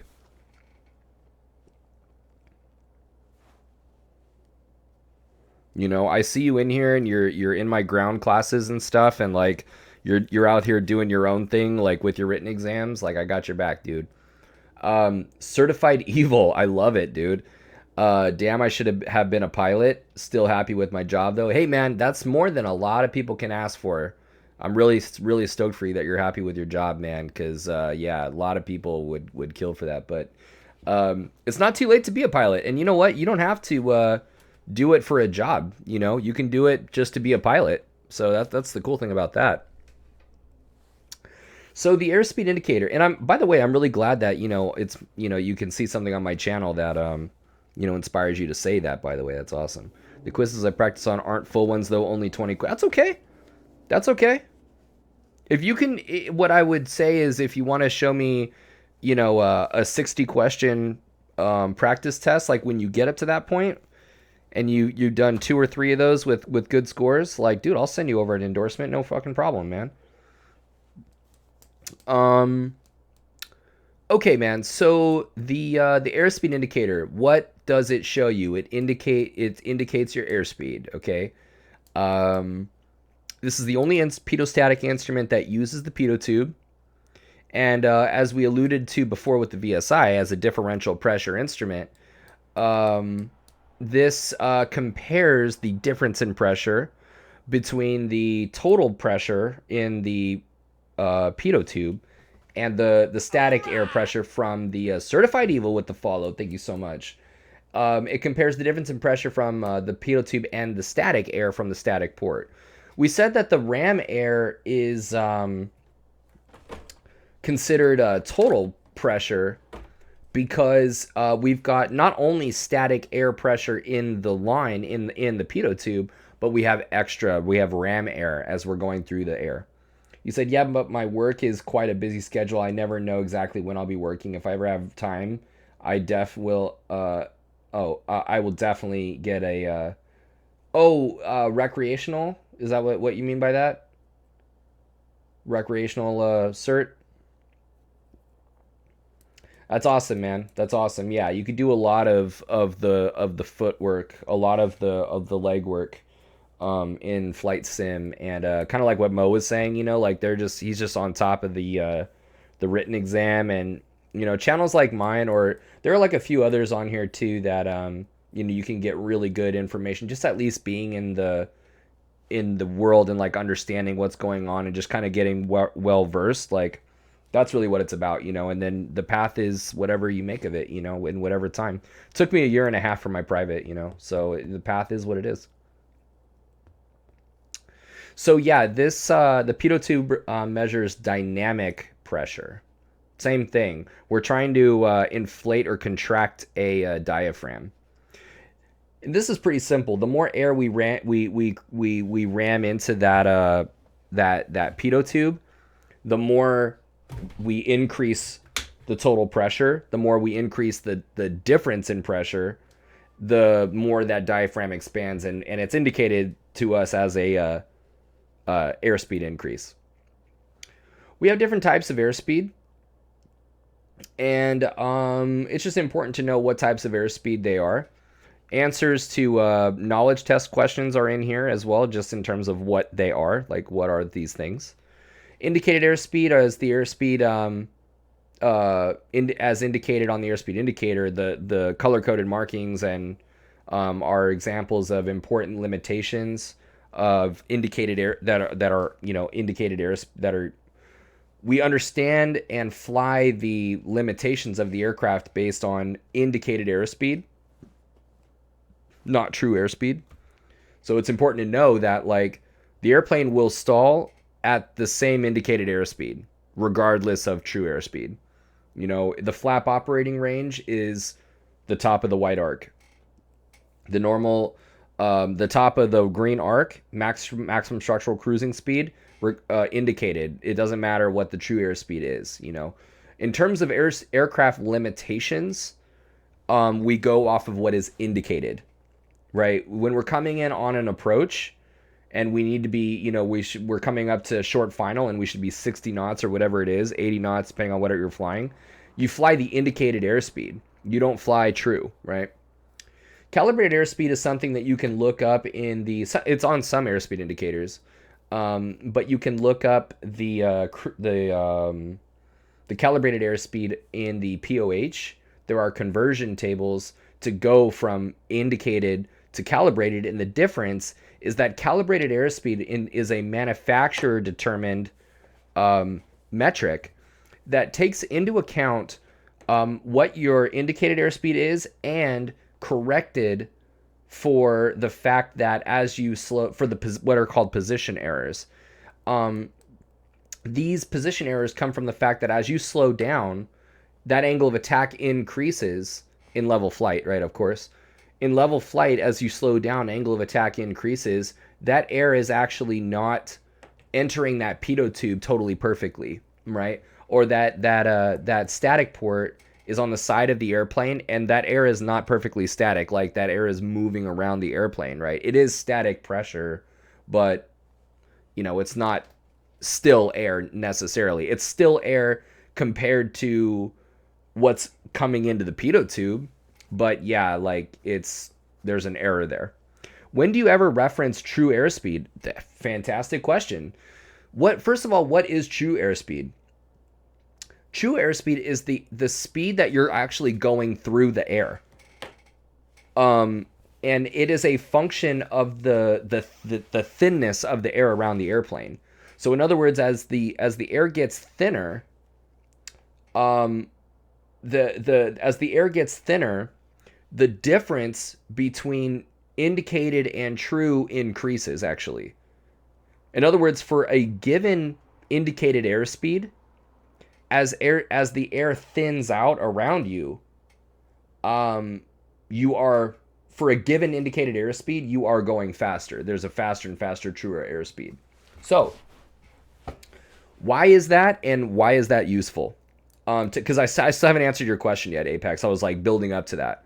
So one of the ways that we when we reference true airspeed, when we are doing dead reckoning, when we are trying to figure out ground speed is true airspeed corrected for wind, you know. So that's the first thing, you know, when we're doing our dead reckoning and we're doing for example, I just got called into work. Thanks for the information. See, no problem, man. We'll see you around. When we're trying to figure out how long it's going to take us to go between 2 points, we need to know the ground speed. We need to know the wind, the strength and the direction that the wind is coming from. And we also need to know the true airspeed in order to make that correction to determine our ground speed. And that true airspeed is, again, a function of, it is on some airspeed indicators as well that can be adjusted. There's a sliding, in fact, I think on this last one, you could see that.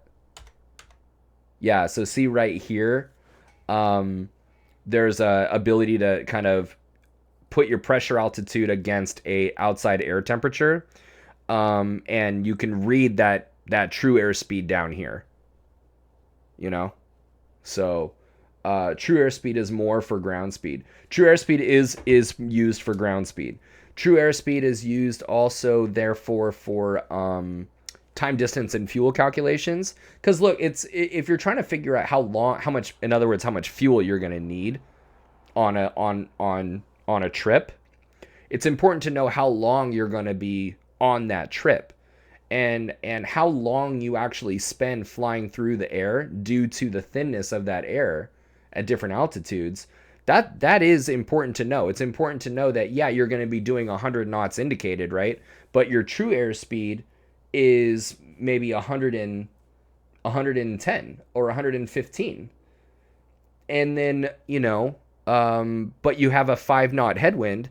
That's 110 knots ground speed that you're going to be doing, you know? Or maybe you have a 15-knot tailwind, you know what I mean? And you're doing 130 knots ground speed because you were doing 115 true, 100 knots indicated, 115 true, and then a 15, you're being pushed by a 15-knot tailwind, 130 knots ground speed, you know? So now what you know is if you're doing 130 knots ground speed and you've got 10 miles to go, you know, you can figure out the time that it's going to take you to go. It's not going to take you don't use 100 knots. You know, use 130. So anyway, yeah. So this is a pretty good graphic. All 4 of these airplanes are indicating 100 knots. This is kind of what we were just talking about, actually. All 4 of these airplanes are indicating, it's from Rob Machado. They're all indicating 100 knots, but because of the thinness of the air as this pilot goes higher and higher, their true airspeed increases. The difference between their indicated and true airspeed increases. Super duper important. If this guy's landing at an airport of 5,000 foot field elevation, you need to know that. You need to know that you're coming in at 60 knots indicated, but you're not, you know, you're coming in 70 knots true, you know? You're coming in and you're eating up runway at 70 knots, you're actually doing 70 knots, you know, even though it's 60 knots indicated. So that's why we don't fly, you know, anyway, yeah. We've got important airspeed markings on this is pretty standard. You know, there's no true airspeed or calibrated or anything on here, but we need to know the this would actually be good to label. I don't have this thing labeled here, but labeling this would be super helpful. Like, we need to know these limits pretty much, and we need to know what these regions are. Bottom of the white arc is your flap, or is your stall speed in the dirty configuration. This is when in the landing configuration. All right, with the full flaps.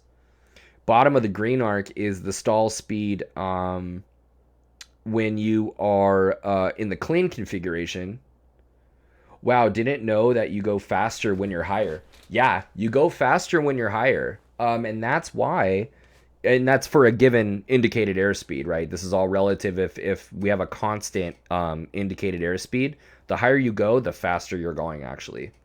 And that's why above 10,000 feet, when you look at the VFR the VFR weather minimums, above 10,000 feet in Class Echo and Class Golf, above 1,200 feet AGL and above 10,000 feet MSL, you are you need instead of 2,000, you know, below 10,000 feet in a lot of control in a lot of airspace, in a lot of the different airspaces, really, except for golf, you need 2,000 feet clearance, 2,000 feet horizontal distance from clouds. But above 10,000 feet, you need a mile. You need over double. You need more than double that when you're above 10,000 feet. And a part of that is because the aircraft are moving so much faster. The true airspeeds are much faster, and the aircraft themselves tend to be higher performance anyways. So you need more time to react because of this performance consideration. So we see that reflected in the VFR minimums, the weather minimums up there. 1 mile horizontally from clouds. All right, because what you're going to have are high performance aircraft that are IFR, and if they pop out of a cloud and you're at the same altitude, you need to be able to see them, you know, early. And, you know, also, yeah, so yeah. Top of the white arc, flap operating range, or the flap extend speed. Usually, and my guess is with an aircraft that can go these kinds of speeds, you probably have approach flaps that are like 130 or something, or 140, probably 130. Right in here, my guess is that you've got some approach flaps that you can put in flaps 1 actually outside of the white arc, and then in the white arc is more flaps than that. So just, you know, look at your POH for those limitations. Maximum structural cruising speed right here, top of the green arc, VNO, for normal operating, right? This is the caution range. This top of the green arc is the fastest speed that you can go in turbulent air. Okay. Caution range, this is the speeds that you can be at in smooth air and then never exceed. You guys are taking your knowledge tests. You need to know what markings are not on here, right? One of the things that are not on here is maneuvering speed. The speed at which full deflection of control, a full and abrupt control inputs will not result in permanent structural stress. Permanent, that will not result in permanent deformation of the metals. And you're going to stall the airplane before you start bending metal. You'll stall it before it breaks, you've heard, but it's not like that dire. But yeah, so maneuvering speed is not on here because it's a weight dependent airspeed. And VA that is placarded in the aircraft is based on max gross, so the less you weigh, the less that speed actually is, the slower that the maximum VA, the maximum maneuvering speed, is at max gross weight. So Maneuvering speed is what is not on here. Okay. So we have blockages. Finally, you know, we've talked about how these different pitot-static instruments worked. We've talked about some of the errors. We've said that this is a that we've talked about the lag of the VSI. We've talked about, we've talked about the lag of the VSI. We've talked about the temperature and pressure errors of the altimeter. Really, with the airspeed indicator, it's about blockages. So, really what we're talking about are pitot tube blockages, and mostly coming from icing. And remember, we have the pitot heat element. We have the pitot heater to do something about that icing. We shouldn't be there to begin with, but let's see here.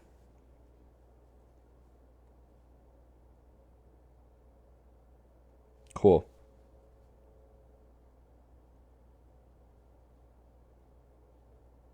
Awesome. So you just need to know what these blockages are as a result of the icing. So the pitot tube blocked has no effect on the altimeter or the VSI. We know this. No effect. Pitot tube blockage, altimeter nothing, VSI nothing. Pitot tube and drain hole, altimeter nothing, VSI nothing. Okay, so static port though, these things are definitely adversely affected. But what's really going to happen, what's likely to happen is I mean, it's not likely, but you know, if something's going to happen blockage wise, especially from ice, it's going to be pitot tube and the drain hole. So if it's just the ram air inlet and the drain hole is open, the airspeed will go to 0. Why is that?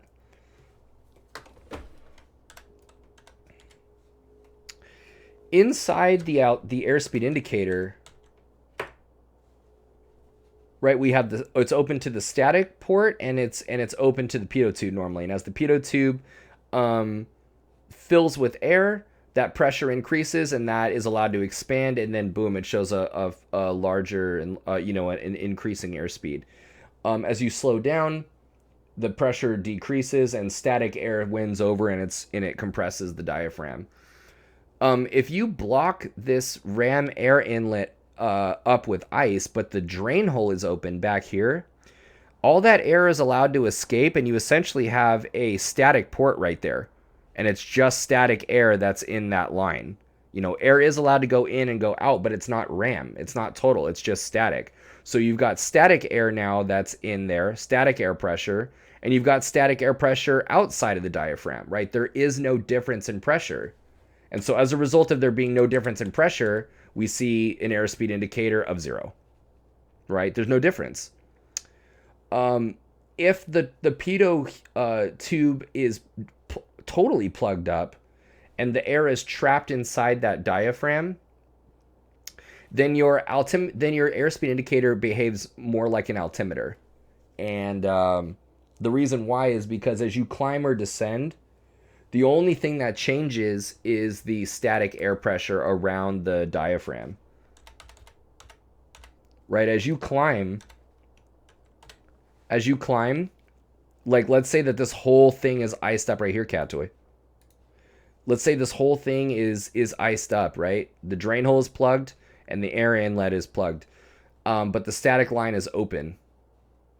So as you climb, what's going to happen? The pressure outside of the diaphragm decreases. The diaphragm's allowed to expand.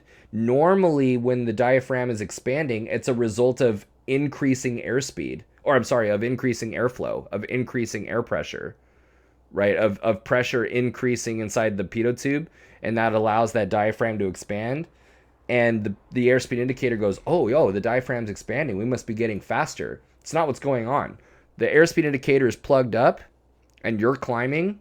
The air pressure around the diaphragm is decreasing, so it's allowed to expand into the low pressure, and as you climb, that airspeed's going to be increasing.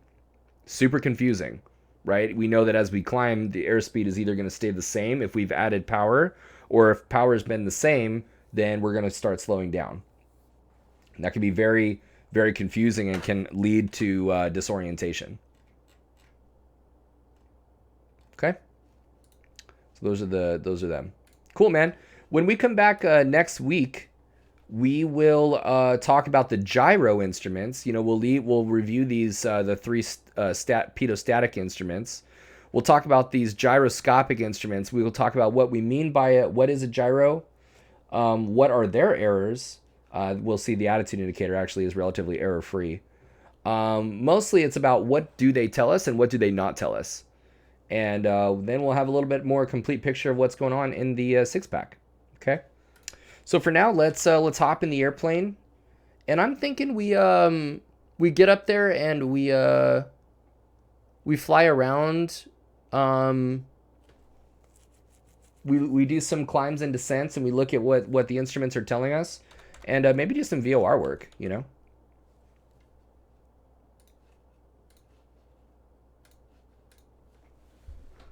So let me go ahead and do that. Let me put my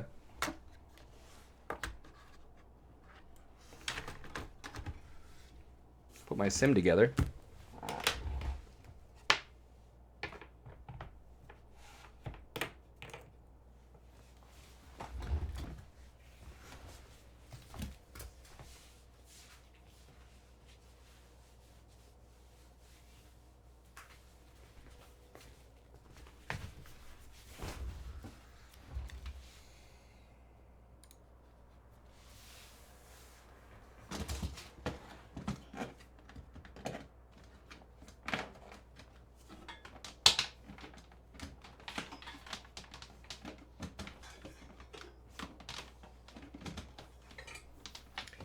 Dude, you know what we should do is, you know what would be really cool would be I just downloaded Microsoft Flight Sim X. And it would be super cool to use it.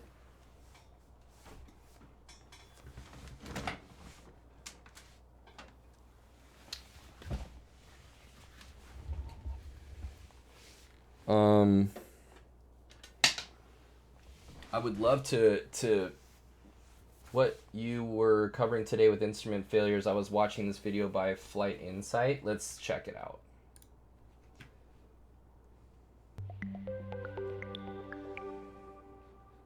So you want to be a pilot? What an Let's test our knowledge of instrument failures and how to recognize and recover from them in flight.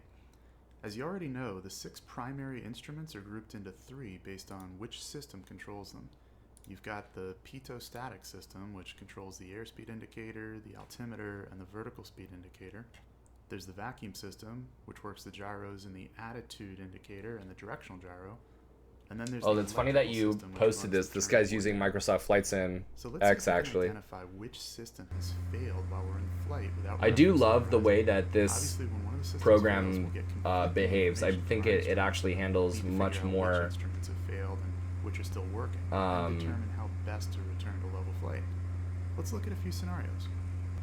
So in this first case, the attitude indicator shows us in a climbing left turn, and the turn coordinator also shows a turn. But look at the altimeter and VSI. They don't agree that we're climbing. Also, oh, you know what? If you what you're looking at right now is what I was doing last Tuesday. When was that? That was last Tuesday, I believe. Is that when that was? Partial panel ops. That was, hold on. Let me look at my Twitch.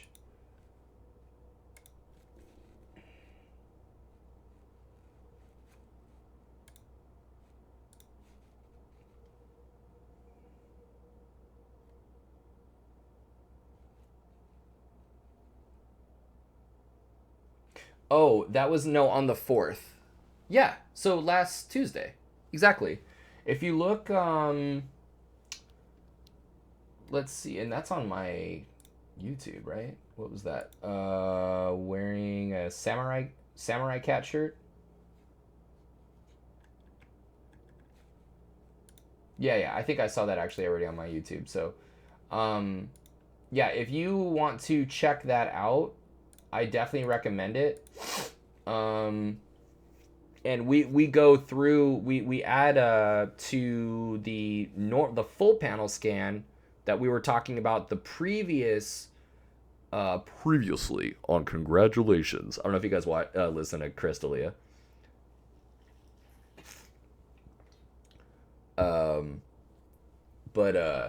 Yeah, the previous Tuesday we were doing full panel ops with the instrument cockpit scan, or the instrument scan in different maneuvers and stuff. And then that last Tuesday we were Which system has failed?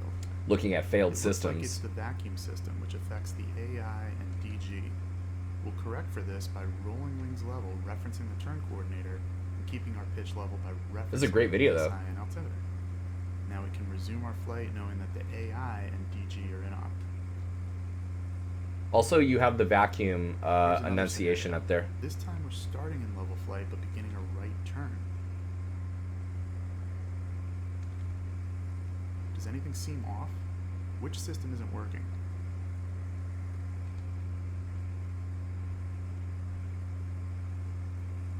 Very cool.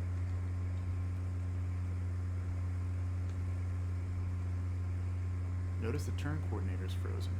You may also see the red flag on the instrument indicating a failure. Let's roll wings level, referencing the working AI. Yeah, this is cool, dude. That one wasn't too bad, but here in this next one, we've got to figure out what's gone wrong. The AI, DG, and turn coordinator all agree that we're in a climbing left turn, but if that were true, wouldn't we see an increase in altitude and a positive VSI? Right. There must be a blockage in the static system. We can roll out of the turn using the AI,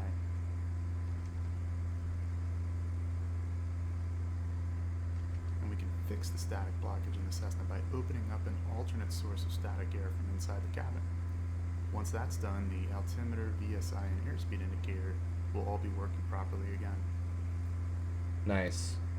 Alright, let's save the toughest one for last. It looks like we're in a dive, but can you spot which system failed? Hurry up, the ground's rushing up at us. Everything is consistent with a spiraling descent to the left, Yeah. except that the AI actually shows a climb and the DG is frozen. It's our vacuum system again. How do we recover? Power idle? Roll wings level referencing the turn coordinator, and then bring the nose up by referencing the VSI and airspeed indicator. It's not easy flying with the VSI since it lags so much, but be patient. Once we're level and the speed is recovered to cruise, That's why you actually don't fly with the VSI. You fly with the altimeter, and you find a you just want the VSI to be trending in the right direction, but you want stillness in the altimeter actually. You ever wondered what actors and actresses do when they have to get in shape really fast for a movie? Dude, nice job. Nice find.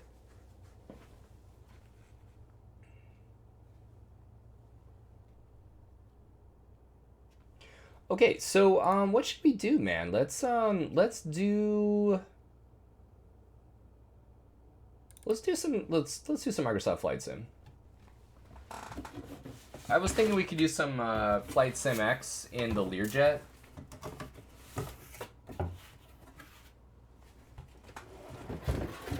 But it's all good, man.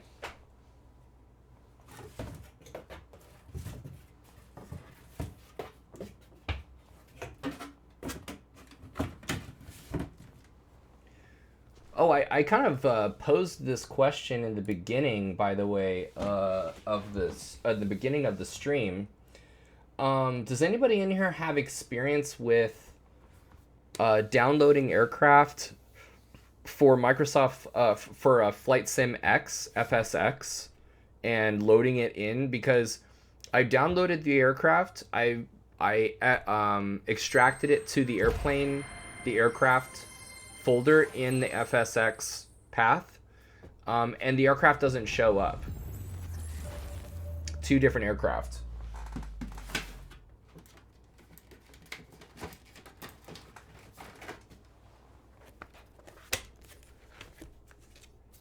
Yeah, I'd really like to figure that out if possible, because I found a Learjet 30 or 60, and I found a Falcon that I might be flying.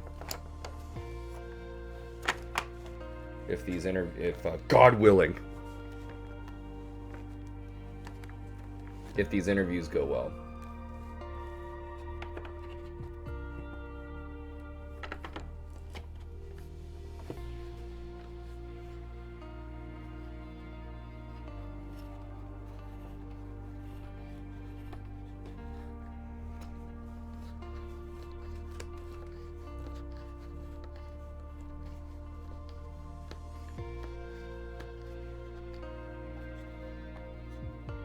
Dude, right. That's actually one. So yeah, my initial interview, it was an initial phone interview. It went super duper well.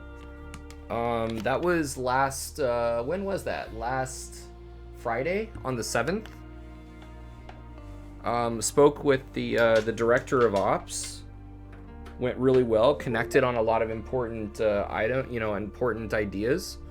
And I just connected with, I sent him a request on LinkedIn tonight, as well as the VP of the company, just like thanking him and stuff.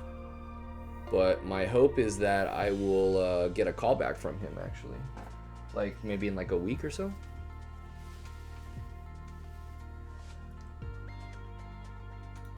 Yeah, it should be really, really cool, man. Dude, we should do a discovery flight. What are these all about? You know what I mean? I've never done this. Whoa, dude, Yosemite? Dude, what should we do? Should we do one of these?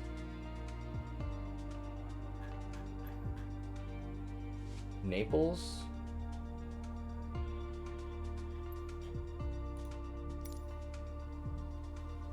Dude, we should try this, man. Yeah, I'm down for whatever too, dude. Let's just do this. A small French Polynesian island group in the South Pacific, northwest of island of Tahiti. It's an exotic, stunningly gorgeous destination. Let's see here. Lush green, tropical vegetation, air and peer down to the stunning details offshore water and the like. Whether you choose straight and level passages or any combination. Dude, okay. That's it? Let's freaking do it, dude.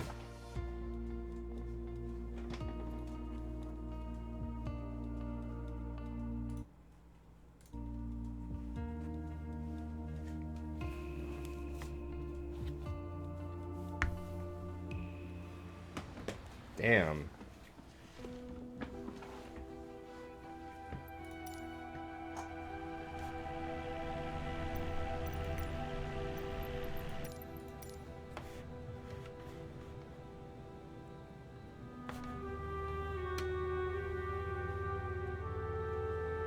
Oh, hold on, we need to...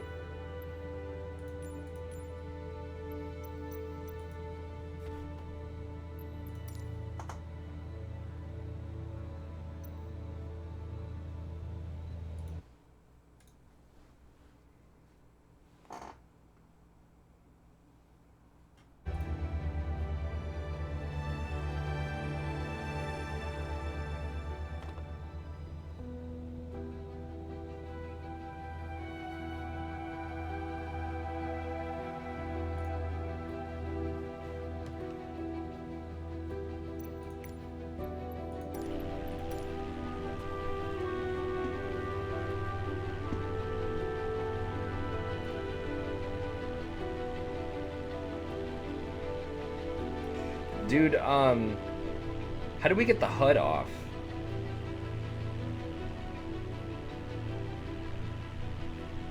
This is gonna be my first, this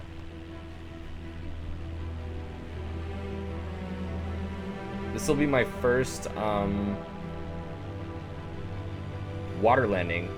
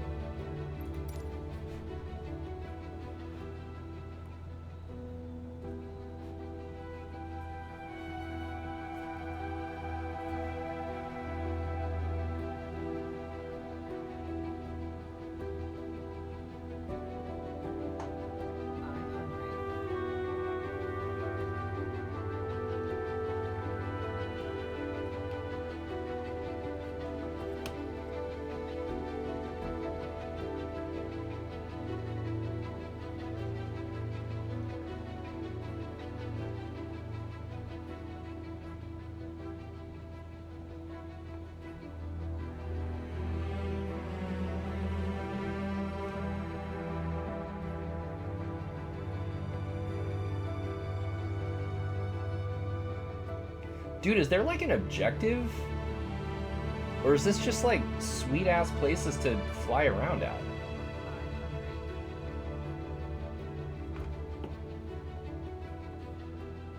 Dude, there's no, just like a regular 172, huh?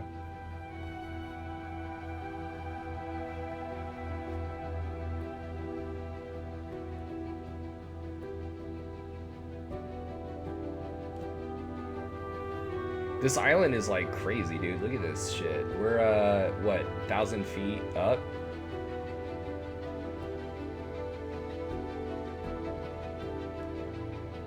Dude, imagine this is your job.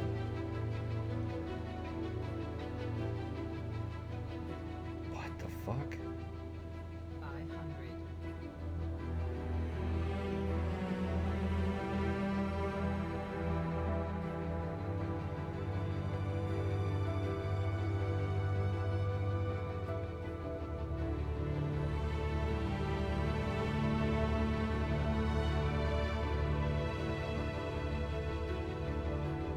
I love the music. Damn, dude, look at the sand. Yeah, paragliding, dude. Holy shit, duh. Damn, imagine that.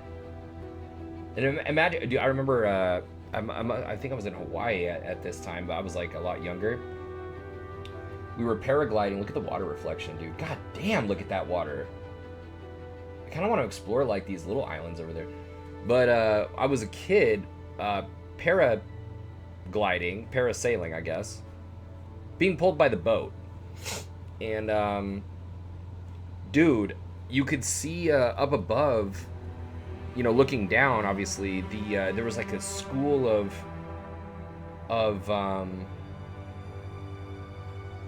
hammerhead sharks, man. Oh, dude, look at down there. Like a resort or something. Okay, cool. I'm like flying my girlfriend right now. We're gonna go land and pull up to our little like hut down there. Let's go do it.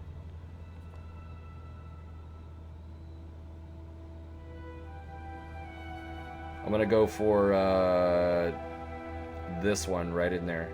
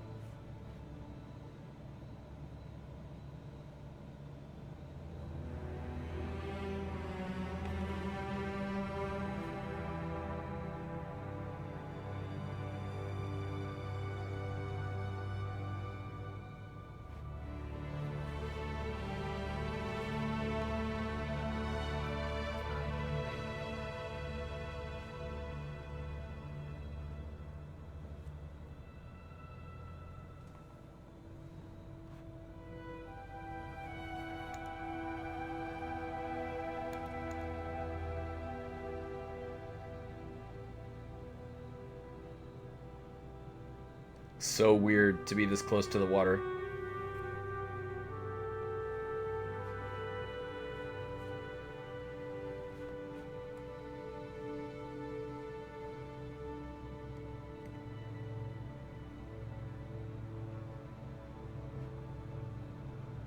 Look at this shit, man.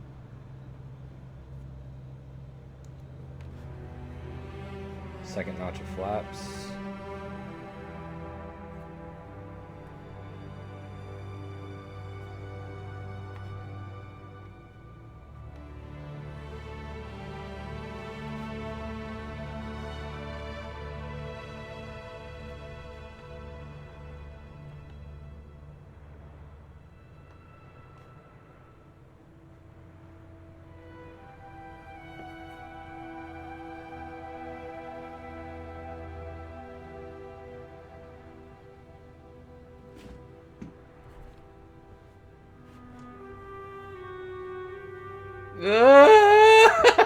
Dude, fuck!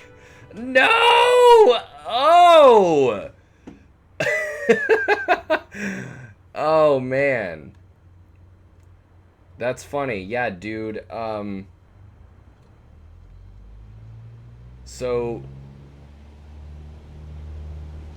yeah, newsflash. Brakes don't work in the fucking water, dude. Yeah, honey, we're home, dude.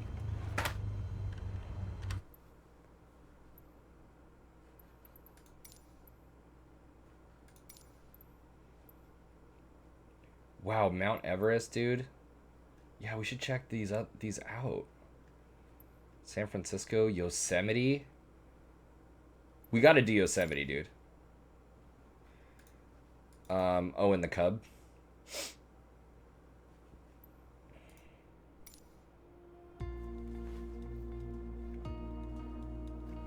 Doing a landing at St. Bart's? Let's do it. What do I need to... I think I might need to download something for that, though. Or is that like one of the challenges, actually, I think, right?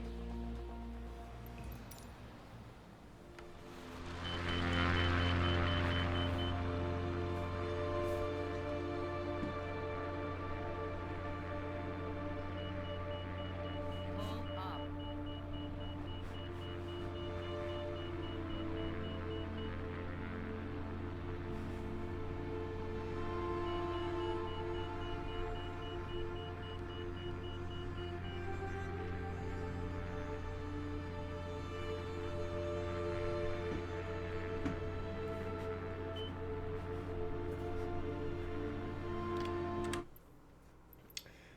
I think let's do flight training, the landing challenges.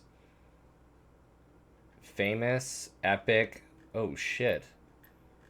Let's try it. What? It's probably what, epic?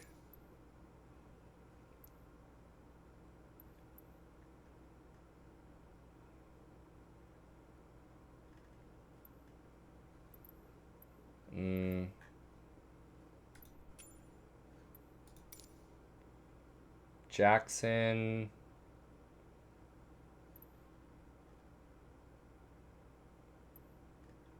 Which, damn, dude, are you like, what is it? Is it like, I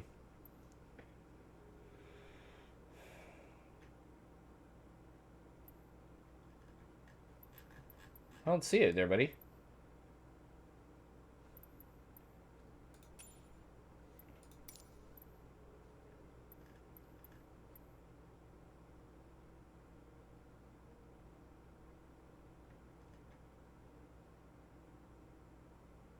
You just know that landing is crazy? Yeah, buddy. For sure. Freiburg and Black Forest. Okay, let's go, let's look at, yeah. I think we go back to Yosemite.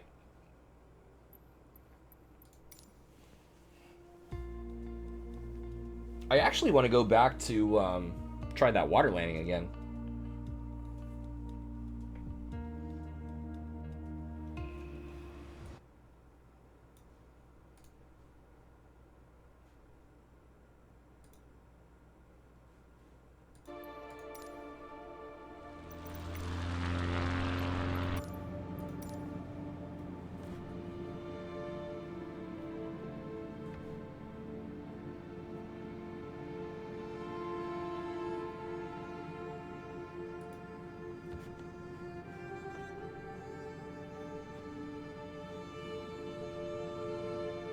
Mount Dana.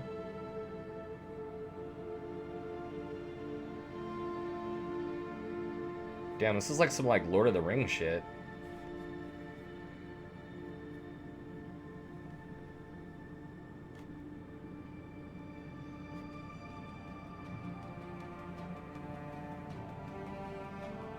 All right. Kobe.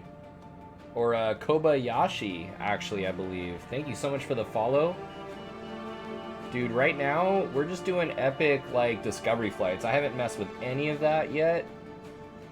And there's just so much beautiful stuff that Microsoft Flight Sim has to offer And I typically do a lot of instructions type stuff where we do like navigating and whatever.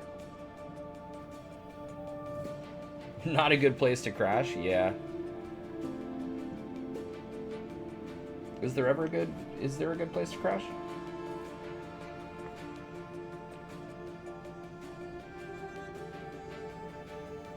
Tomorrow, we've got DCS. Really stoked about that, to get back in the F-18. Get some dogfighting going. Maybe look at some community stuff. You guys can sign in to the same thing and get some basic flying maneuvers going.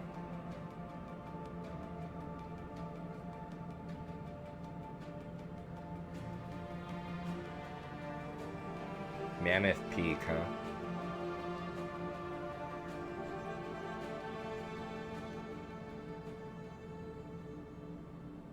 Honestly, I have an old one, man. I don't even have the clip for the headset. I also don't really like wearing my headset, so I don't really mind the hat.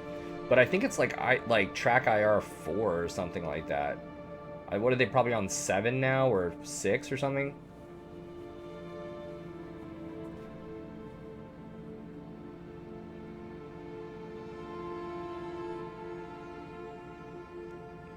Yeah, 5 might be, yeah, is that was the most current one that you were seeing?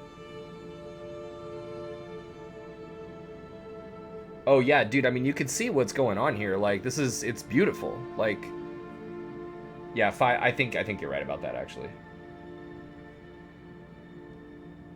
Like, it's crazy. Like, dude, look at this shit. Like, you could really, like, look all around, you know, like, I'm talking about doing DCS tomorrow. And, you know, you're able to look around the cockpit of the F-18. Like, that's wild, man. You know?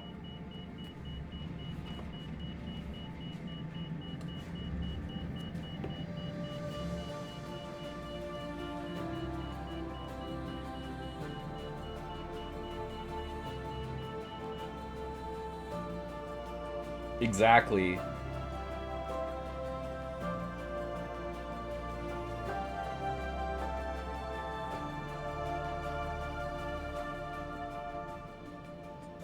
Yosemite black bears. I'm trying to find a, like, half dome or something, you know?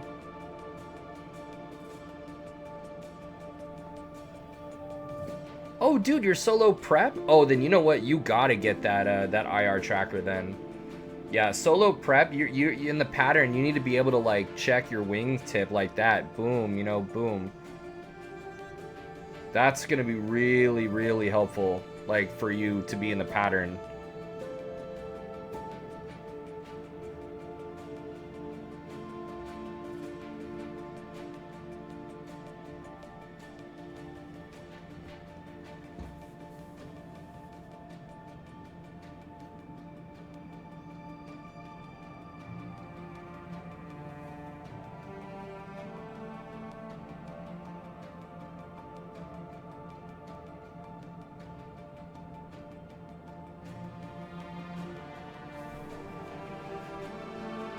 How are you feeling about it, man? How are you feeling about your solo prep? Are you feeling ready?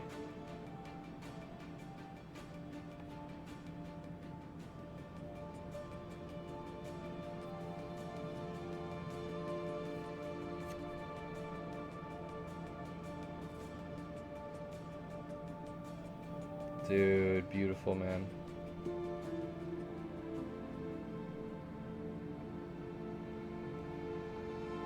That's awesome, dude. I'm sure you deserve it. That's gonna be a really, really great day. Dude, you gotta GoPro it. Well, actually, probably not GoPro it, actually. I advise students to not film their solos, because then they're just fucking fiddling with the GoPro, and they need to be concentrating on what they're doing, but yeah. But that's awesome, dude. I'm super stoked for you. Dude, Boo, this location is super pretty. Yeah, it's Yosemite. And, like, just freaking epic, man. Like, the snow on the ground, and You know, the crazy thing about Yosemite, to think about is like these valleys and stuff were all underwater at one point, and that's why I'm trying to find Half Dome, because one of the craziest things. No, it's Microsoft Flight Sim music, man. In fact, I can even turn it up if it's barely audible. One of the crazy things about I know, dude, that's what I was saying. I didn't know that they did this. It's a whole mood, dude, that they set, which is fucking awesome. Yeah, the crazy thing about Half Dome is it's solid granite that it's half of a dome, because back in the last ice age, the valley was a huge, like a part of a glacier was making its way through the valley, and as the glacier crept and crept and crept, like an inch a year or whatever it is, it just, over however many, you know, thousands of years or something, it carved right through the ice, carved right through the granite. And then after the ice age was done and the glacier receded, the water, you know, the glacier retreated, and all of the minerals and the water and everything gave rise to like all the trees in the valley that you see. But what's left is the Half Dome, is the granite that was actually carved out by the ice and the glacier that was flowing through there. And so now, I mean, you could just see it like plain as day, like cut like butter, you know. Just need to find it.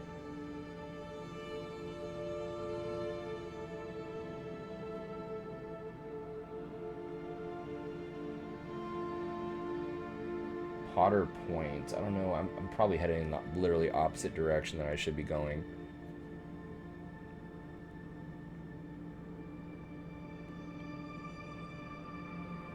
So I am, let's just head toward Potter, what was that? Potter Point? Yeah, Potter Point. I'm 3 miles from that. So the question is how do I get to Half Dome? What heading from Potter Point to Half Dome? And what type of distance are we talking about here? I am full gas.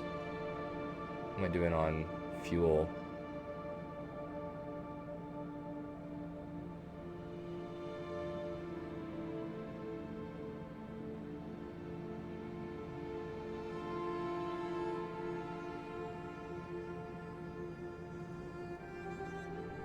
I appreciate the help, by the way, Kobayashi.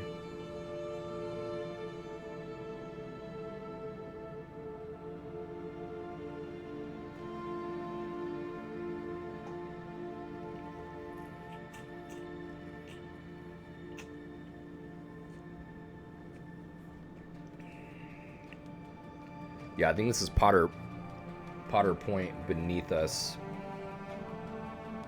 Yeah. 250 from Potter Point. Okay, 250. You can leave the flight whenever you want using escape.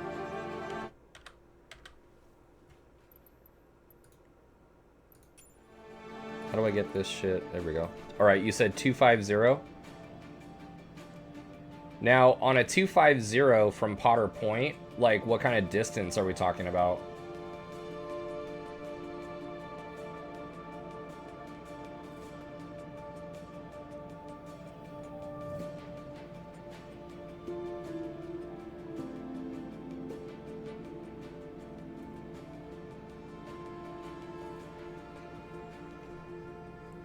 Oh, really? Is that all? Because we're doing like 120 knots, true. What's our ground speed right now? Dude, we're doing 130 ground. Yeah, well, you're probably, depending on how you're measuring it, it's probably nautical miles. Dude, you know what? I could see it right there. There it is. There it is. Right there. So we'll go into the valley, and I'll show you what I'm talking about. This shit, this bitch was cut out, like, giant, all of this was under ice, which is fucking mind-blowing to think of. Vogelsang, how about that for a name? Vogelsang Peak. So, yeah, I can see it right there. We're on the backside of it, though. And we'll just put it on our left wing. God damn, I love this music. What's that? I haven't really figured out how to get the key points highlighted there.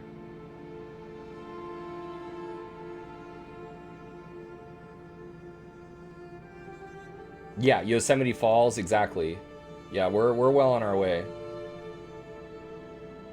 Yeah, Skyrim, seriously.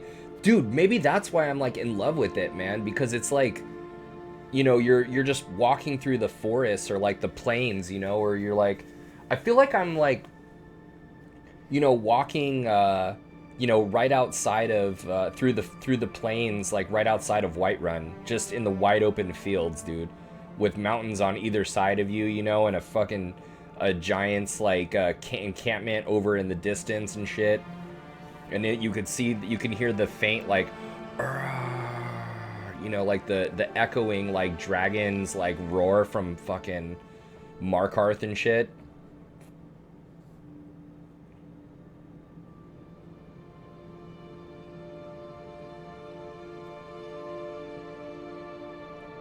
You know, or you could like imagine yourself like just walking along the side of a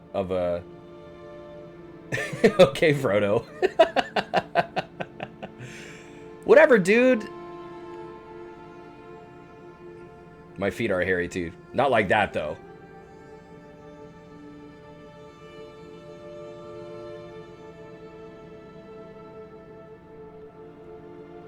Okay, here we go, dudes.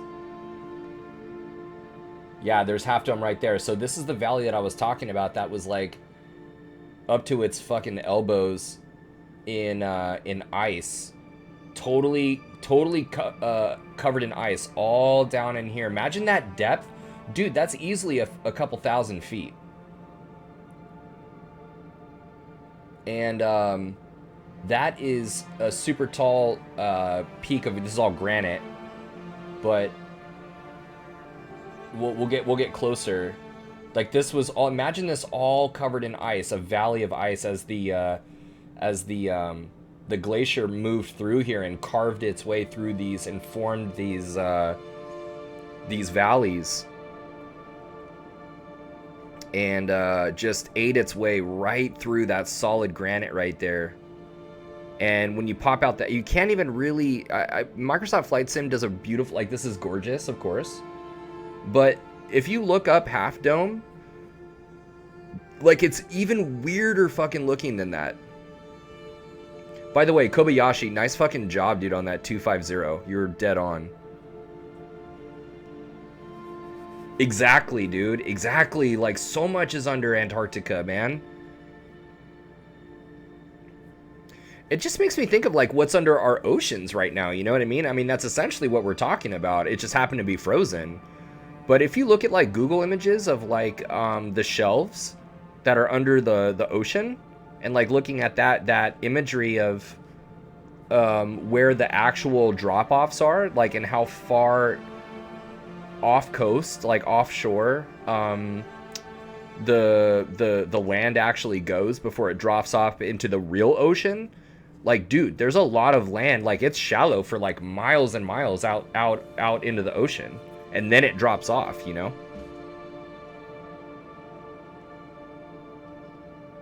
It's really, if you go on Google, like you could see it. You could see like all of the valleys and shit that are underwater. That's exactly what we're talking about.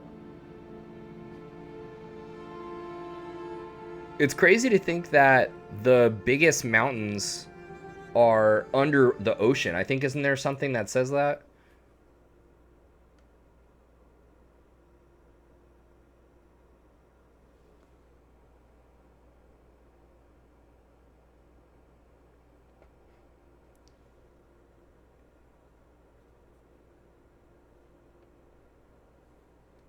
think that's Half Dome. It's got to be. That's the tallest fucking thing out here, dude. And you know the thing about Half Dome, it's got to be because it's this. We are so small in this big world, dude. The Earth is so small in this big universe, man. But it's so true. We are so small in this big. Look at this fucking place, dude. This Earth, this world is huge. But no, I hear what you're saying. Like, look at this shit. Like, damn, you know.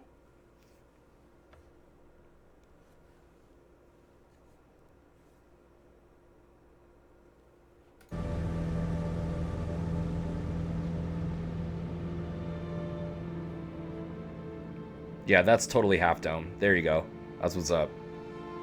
So we'll come around the front so you can kind of see what I'm talking about in terms of, like, all of this was carved out by ice, dude.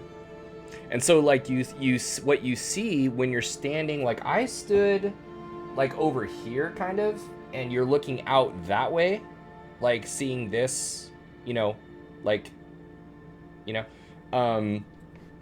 you got a really nice shot of the of this valley right here, and you're like, fucking what? That was all ice, dude. It's wild. Oh, El Capitan, dude. Okay, we'll go there next.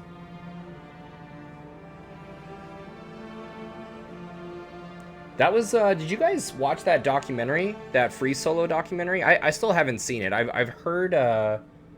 The Joe Rogan episode where that guy is on it. Damn. Oh man, I'm so fucking pumped. But look at this, dude.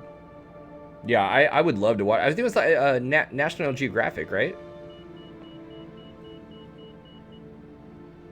I think it's Nat Geo.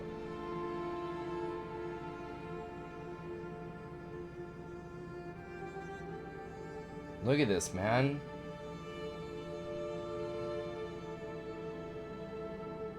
I'm gonna turn around so we can see it, but I just want to come around here first. Salt. I mean, you could really see it, like, it just sheer, like, drop off right here. Just as that ice just cut through all of this. Not giving a fuck, dude. Alright, here we go. Oh, you can even see it just right there. See that? Here, let's turn around, actually.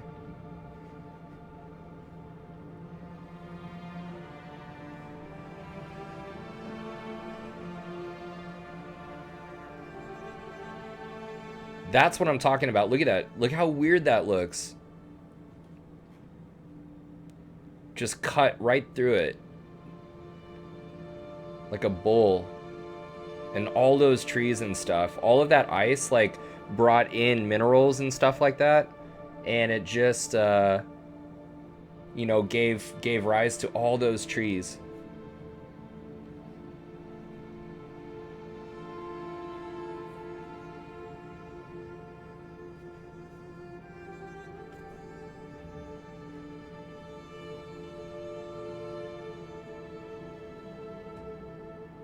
It's incredible, man.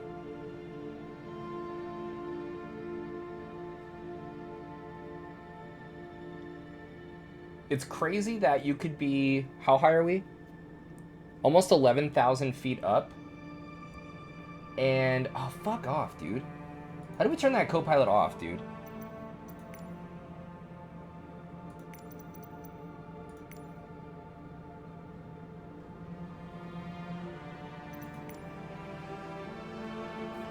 It's crazy that we could be that high up, and Half Dome looks like something that you would, like, pick up at the beach, like a rock that you would hold in your hand, and you're like, damn, this is a pretty good sized rock that you would, like, skip, you know?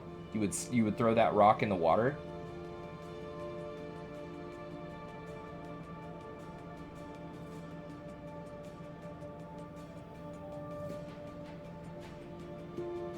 Cool.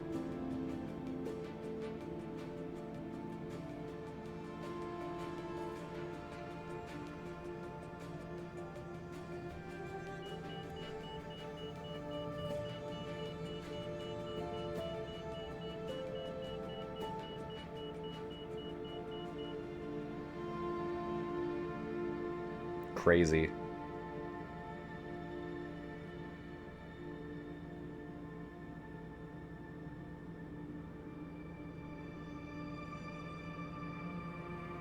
Can't believe that how nutty the texture, like the textures look on this thing. Like, that looks stunning.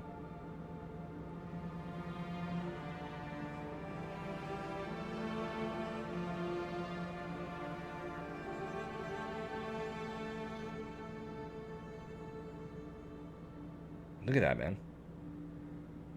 Wow, dude.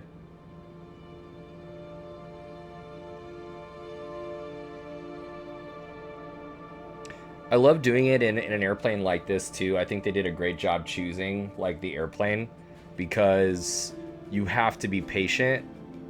It's not like a jet. You could just fly, zip around in an F-18. I mean, you could, I guess, but like to really go slow, and we're not even going that slow, by the way. We're doing 120 knots ground speed. But to go slow and really look at what's going on and look around and appreciate like this world, you know.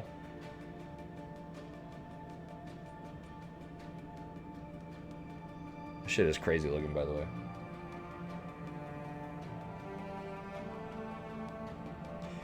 I want to say if we continue down the valley, I know Capitan is right there, but I want to say like Angels Falls or something like that.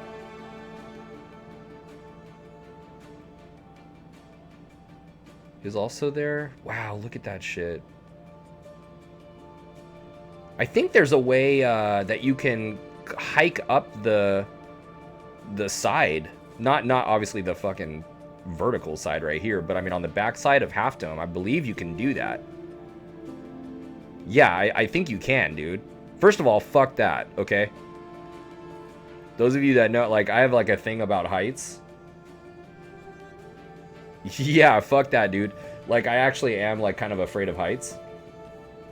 And I know that's like a weird phobia for somebody who is a flight instructor, but I don't know, man. I don't know what to tell you. Fuck that, basically. So let's go check out Capitan. So yeah, Capitan, that guy was the first in the world to free solo climb this thing, and I want to say, is it the tallest? Is it taller than Half Dome? There's something to El Capitan. I want to say it's like the world's like, dude, paramotoring. So just what with like the kite on top? Is that what that is? It's like the hang glider or something like that, and like with the powered with the fan on the back.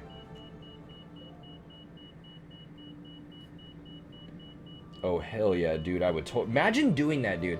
Imagine just having a fucking helmet on and some sunglasses and layers, and sitting in a chair, a powered chair, with a freaking kite above you,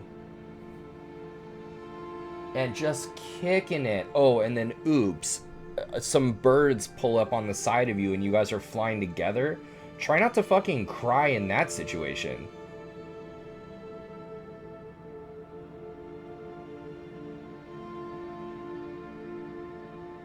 You know what I'm saying? Fuck, facts, dude. Try not to cry. I'm fucking tearing up just thinking about it.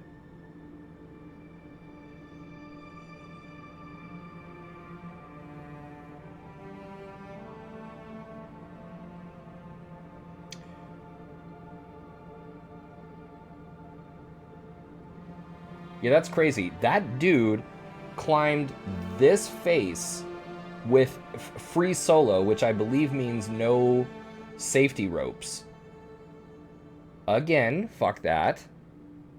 But, you know, that's why he did it.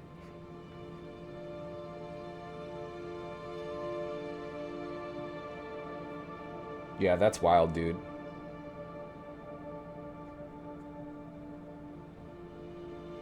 I want to say, yeah, Angels Falls is somewhere like, this is a famous valley where,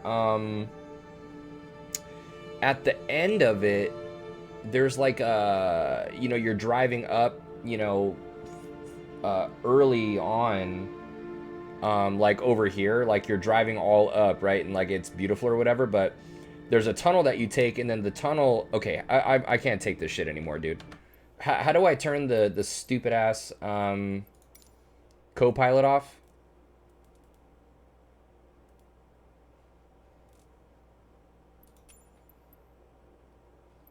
Is it general? Traffic data flight model, maybe? Co-pilot avatar? Is that this one right here? AI control?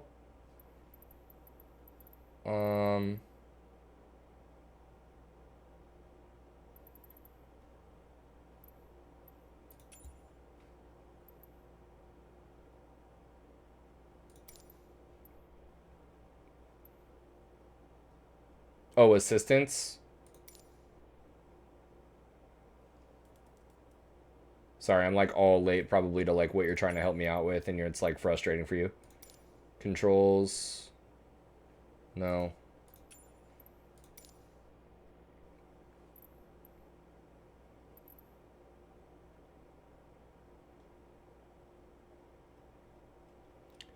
So it's gonna be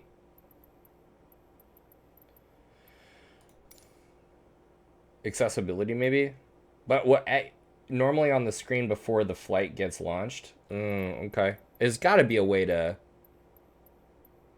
do it here though.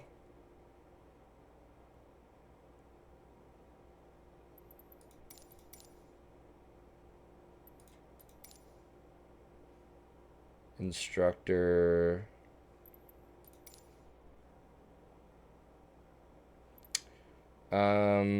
Subtitles, skip, let's see here. Enable screen narrator. See, that's off. I don't know, man. Go to top screen while flying. Oh, okay. Like here. And then maybe like flight assistant. Anti-AI piloting, I mean.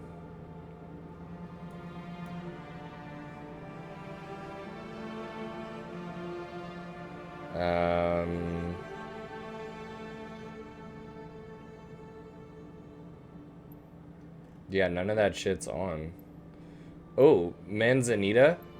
Dude, we gotta check that out. But what I wanted to say was, like, this view right here, it's like a famous, like, view. And, like, people stand, they, like, come out of this tunnel.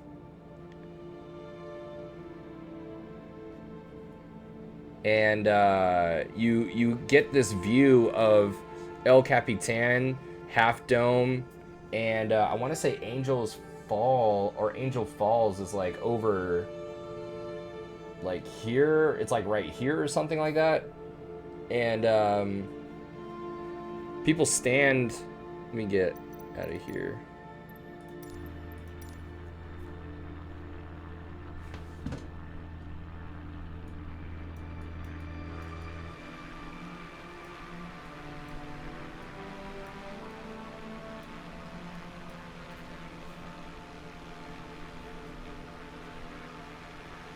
I want to say they like stand over there, and they look. They like look on. Oh shit! What's up? I'm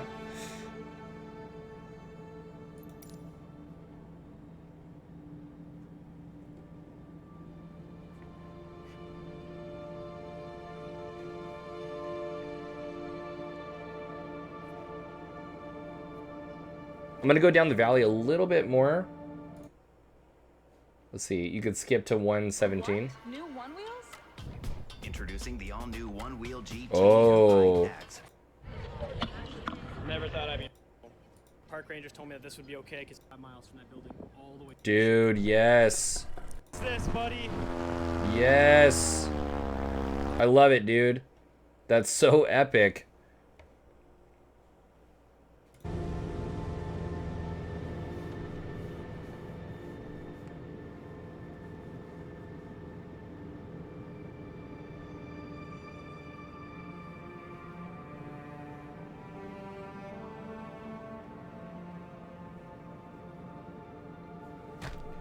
All right.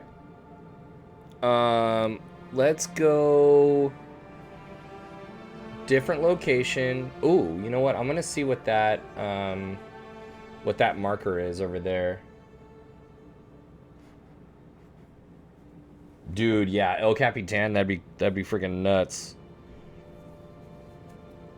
And just be like, you know, half of the height or something and have it towering over you, and you have like a lot to go below you, and you look up at this thing that's like crazy high, cold as shit. Exactly. Just like, you know, knowing how high you are, and then to look up the sheer like side of it, and to have so much of it above you and get the sense of the height, like from that mid-level like perspective. You're like, dude, I'm like in the air, I'm looking up at this fucking thing, you know. Of course on the ground, when you look up, you're like, wow, damn, that's a tall mountain.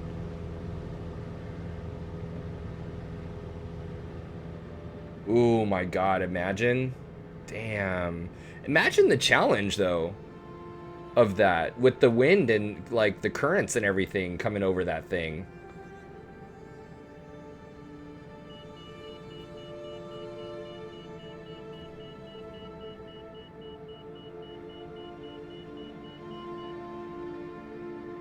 El Portal.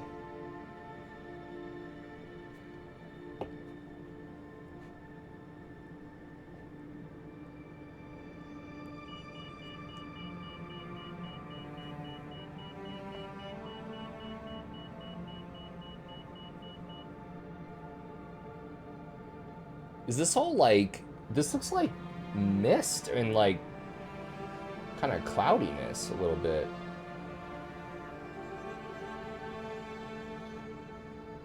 Fog, yeah. Oh, Manzanita. That's, dude. Oh, you know what? That's okay. Let's go down the valley, and then we'll go into a different place.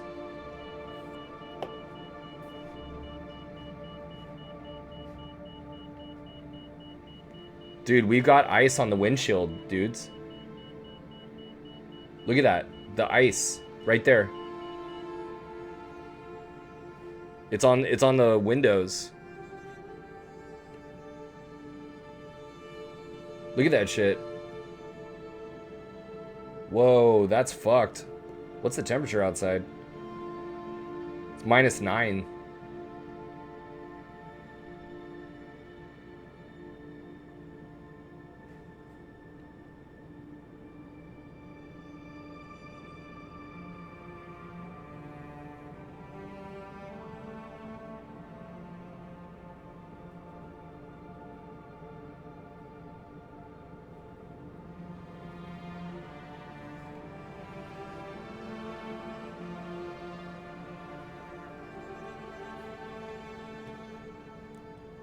I need a fuel pump. I need the Pito heat anywhere? Pito heat?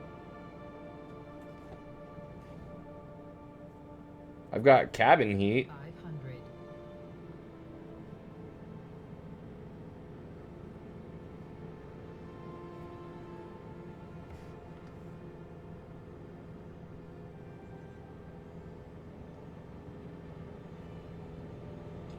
I mean, cabin heat'd be better than nothing. I mean, it's cold as hell in there, cold as shit. Look at the ice buildup, man. What?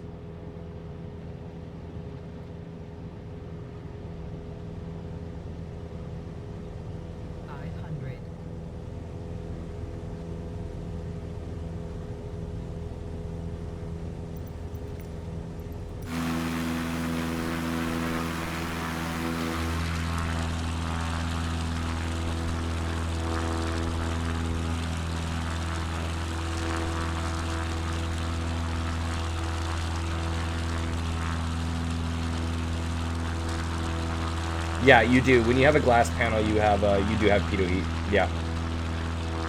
Or, well, I mean, you know. Yeah.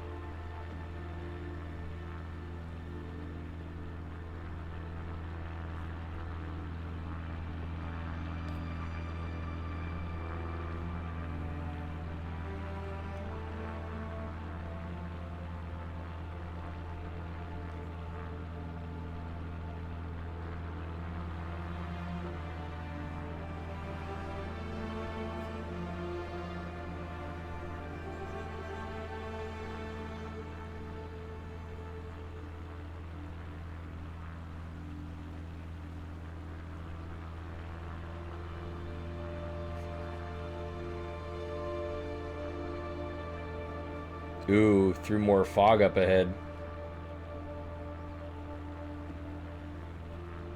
Like, that is the way to look at Capitan, dude. Look at that shit.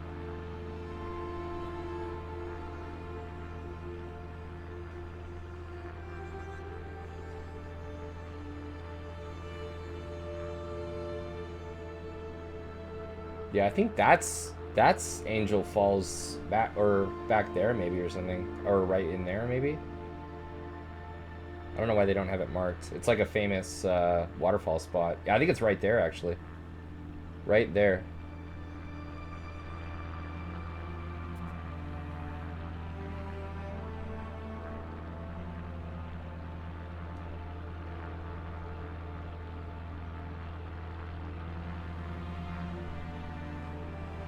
Wow.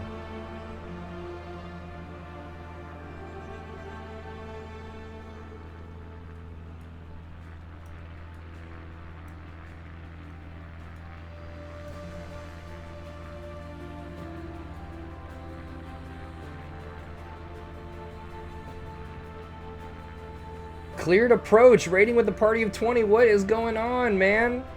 Thank you so much for the raid. Dude, we had a welcome. Cleared approach. People have cleared approach. What is up, beautiful people? Fantastic to see you guys, to meet you guys. Dude, right now we're just having a whatever life is beautiful flight. We did a 2-hour ground on the instruments and how the instruments work. And been a bit of a long day, so we're just kind of having a chill flight. This is actually my first time looking at the different what do you call it, like discovery flights in Microsoft Flight Sim, and I'm absolutely loving it. You know, I'm a flight instructor, and a lot of what I tend to focus on is like just, you know, like the flight instruction aspect or the ground, and like, you know, having like a purpose, and, you know, what are we learning about and stuff. And like, dude, I need to realize like Microsoft Flight Sim's got so much beauty to offer, and I just want to explore that, man. Let's see. One of the things, thank you so much for the follow, dude. Ooh, Mount Cook in New Zealand. What was I gonna do? I was gonna do, oh yeah, dude, I wanted to retry this. I wanted to try and land on the water and not crash. Silly Billy, dude. Brakes don't work on the water.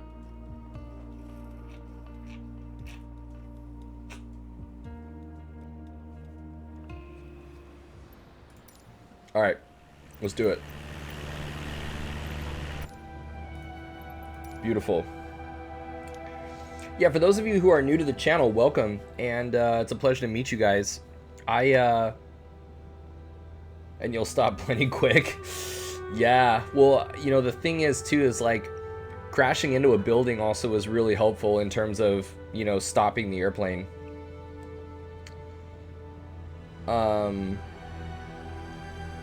Yeah, for those of you new to the channel, welcome. I'm a flight instructor in Los Angeles, and I, you know, like some of the other instructors on Twitch, you know, I like to bring my ground instruction and knowledge to the streaming space and kind of help, you know, turbocharge the inner pilots, you know, your inner pilot, giving you tools to, at a minimum, appreciate, you know, flight sim even more, and you know, best case scenario, maybe one day motivate you to go down to your local airport and take a demo flight, and maybe become a pilot IRL, you know. But what we do is we do IFR Tuesdays and private pilot Wednesdays and Thursdays, although I'm tending toward, you know, fun Thursdays. Like I for the rest of January at least, I've got DCS for the remaining Thursdays. So we got DCS tomorrow in the F-18, but Private Pilot Wednesdays for sure, where it's like ground and sim. And a lot of the time, we're in the 172, we're in familiar territory, working on maneuvers and cross countries and sight pictures and aerodynamics and stuff like that, putting together nav logs and flying cross countries and utilizing, you know, different pilot skills, dead reckoning and pilotage and using ForeFlight and all kinds of stuff. But you know what? I just thought, you know what? Let's poke around Microsoft Flight Sim, man, and really look at the beauty of what they got going on. I do run DCS, and I just haven't in a long time. I don't have a server that I play on, man. I mean, I guess North America. I don't know. Like, there's I'm relatively new to it. Definitely not like a veteran. Like, you know, Grim Reapers is out there like as a veteran and stuff like that. Definitely not at that. Are you in there as well?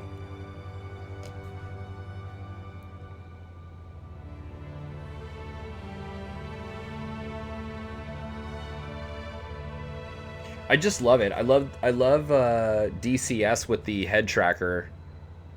You know, to be able to look around the F-18, the cockpit is spectacular.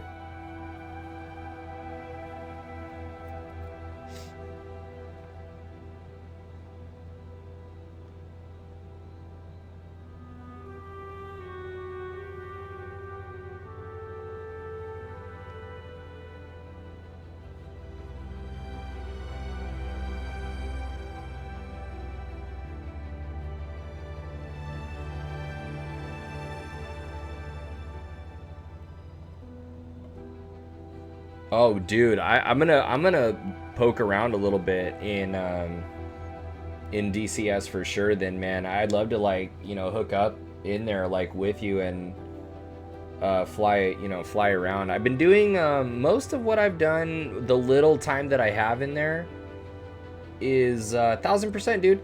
Would be most of what I've been doing is formation flying and like just like aircraft carrier landings and, you know, ILS, like navigation stuff. Not a lot of weapons stuff. And so what I want to do more of is like maybe have like a BFM, like, you know, day where I'm just practicing, you know, really maneuvering and stuff like that. Like, I'm still in like the beginner level though of using that thing. Like,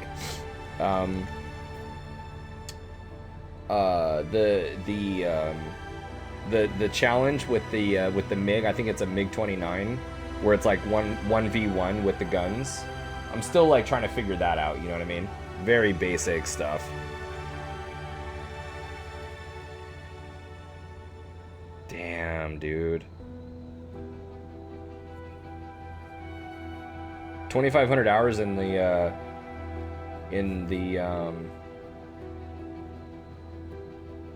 just like you would for CFI stuff. Learning navigation and patterns is primary for sure. Do you run case 1 pattern with the carrier or just learning straight ins?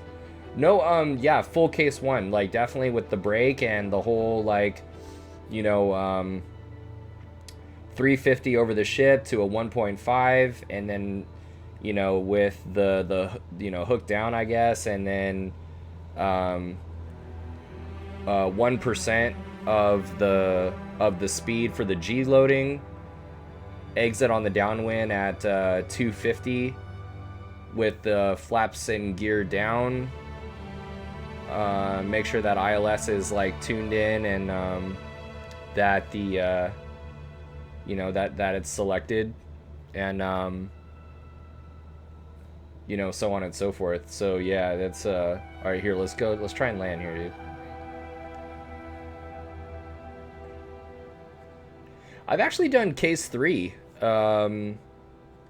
which is a lot of fun. The case 3, the nighttime.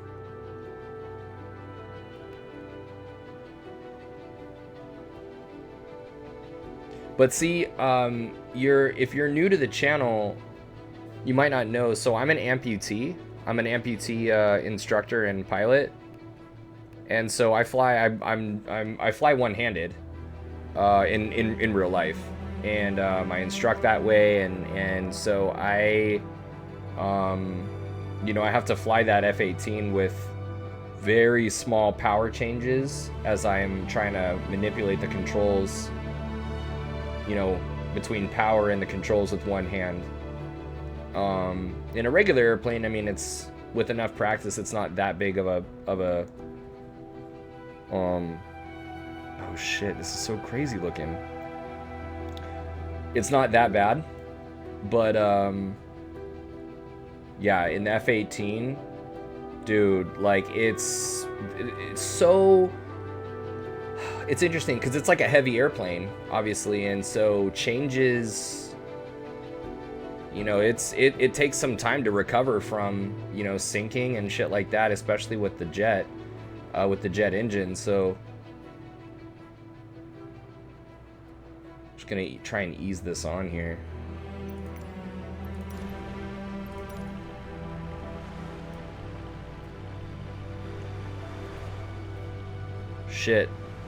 Shit, skipping.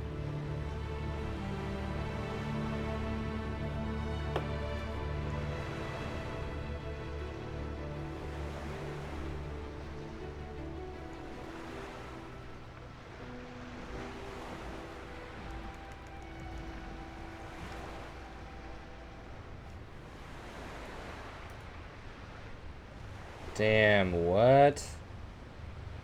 Crazy, dude.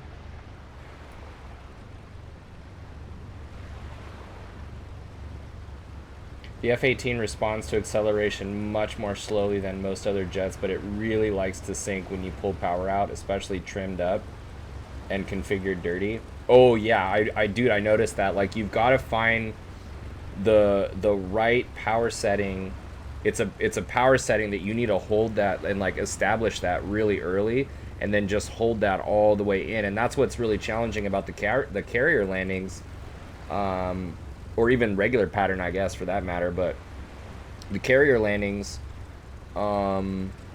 like you're flying, I guess you could fly the downwind for as long as you want, but I mean, you're trying to have a very gradual, you're trying to bring in the E bracket and, you know, slow down, you know, in that base turn, you know, you're 250 downwind, and then in the base you're like 180, and then base to final 160, it seemed to like, and then on final pretty much 160, very slowly getting slower and slower, like base to final 160, and then like rolling out on final like 150, maybe 140, holding 140 for a lot of the time in there.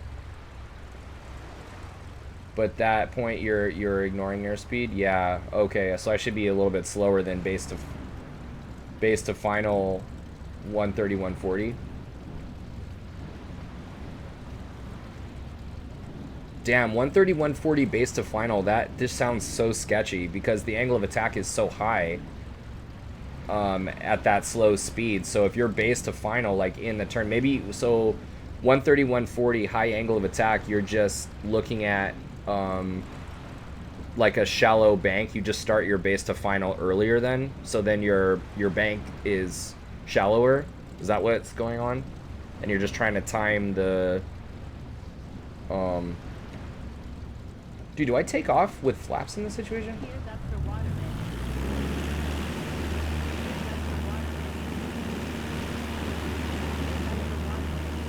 Oh, dude, I should try it with the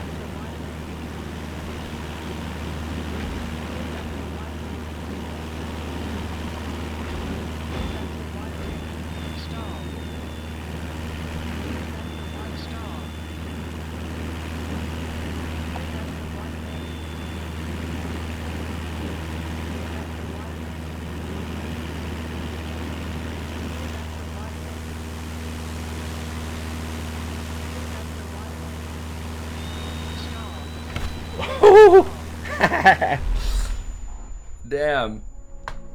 Let's do the icon, man.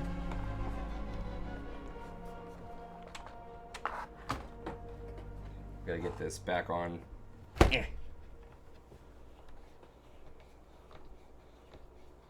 Cowarded. Loves the stream. Definitely be returning in the near future. Need all the information that you can get. I'm looking to start training for the private in the summer. Boom, we got your back, dude. Absolutely got your back. I appreciate that.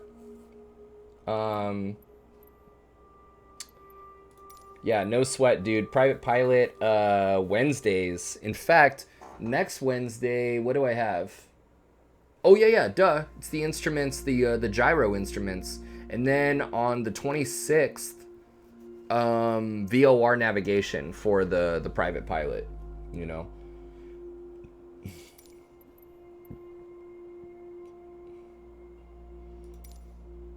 What's up with this, dude? At the base of a spectacular Teton mountain range in Wyoming lies the Jackson Hole Airport. This remote airfield may be known for its awe-inspiring setting. However, its high altitude, short runway, and rapidly changing weather truly what makes pilots take notice. Let's do it, bro.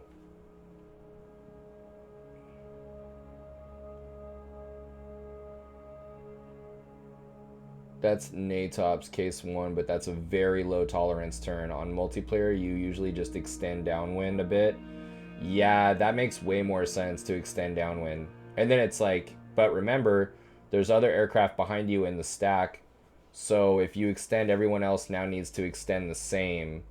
It's like a big trail, so someone cutting in ahead is a nightmare. Ooh, shit. That's crazy, man. Are you a pilot? Are you an F8? Are you an F-18? Or like, are you a serviceman? Like, are you actually in the service? You're like an actual pilot, or you just got a lot of time in the sim, in the F-18 sim? Strictly sim. Dope. That's cool, man.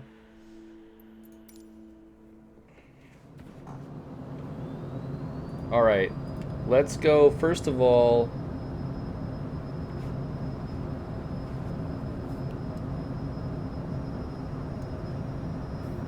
oh damn. Okay, cool. So let's go gear down 3 green. We've got approach flaps in. Oh, they set you up already. Let's get down there, man. I'm power idle at this point. Gear down 3 green.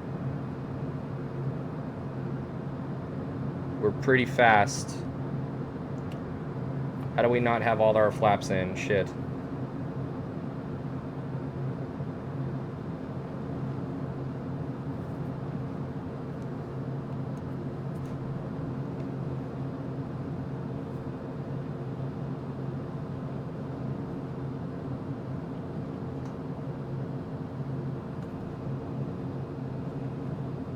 Okay, we're on slope. Just watching our V speed. We probably don't have a V ref or a V approach. Just trying to catch that.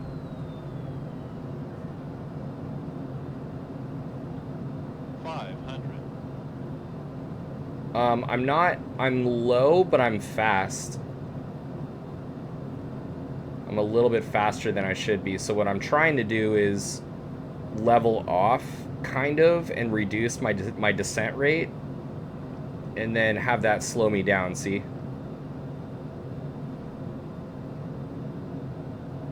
But good call, good call.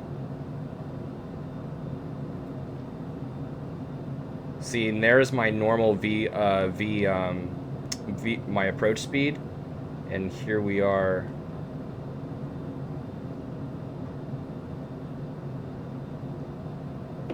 Zach, I thought of you, actually. I'm so glad you popped in. Oh my god. Shit.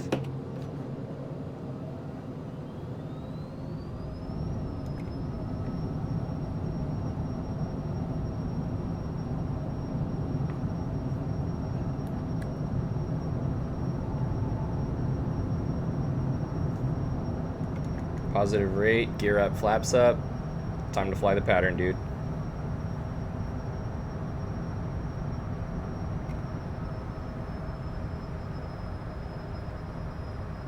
Oh shit, wait, do I have the goddamn...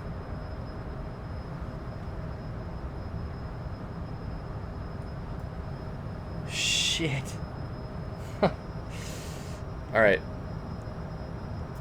And I'm like really, really high. Hold up.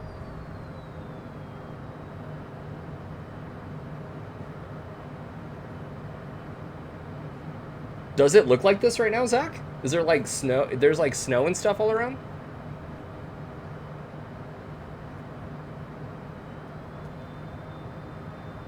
Dude, also I'm wondering, how did your cross country go?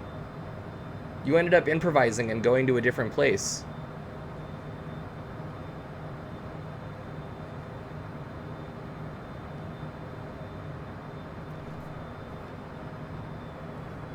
"200 knots in the downwind."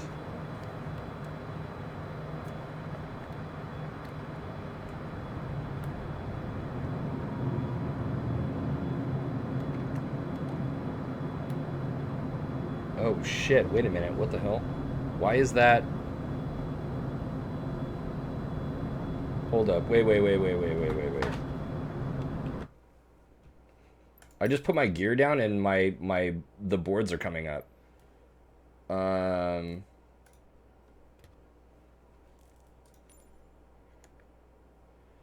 Search by input.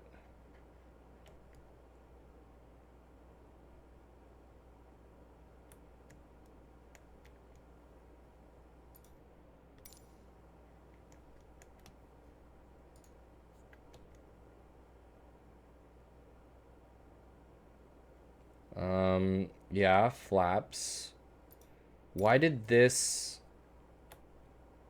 Spoilers. Gotcha.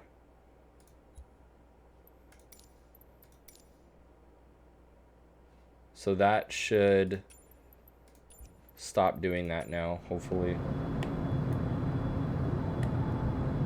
Good.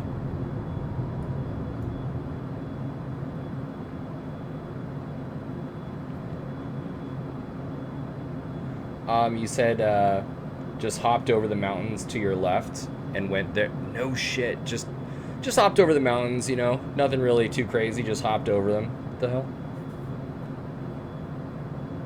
No, that's rad, dude, that's awesome.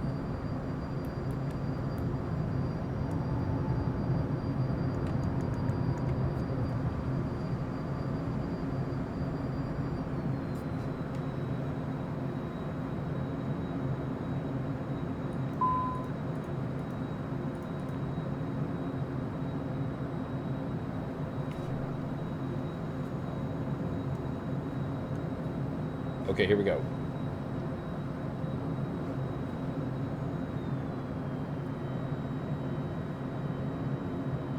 Let's go. Flaps down. Let's try that again.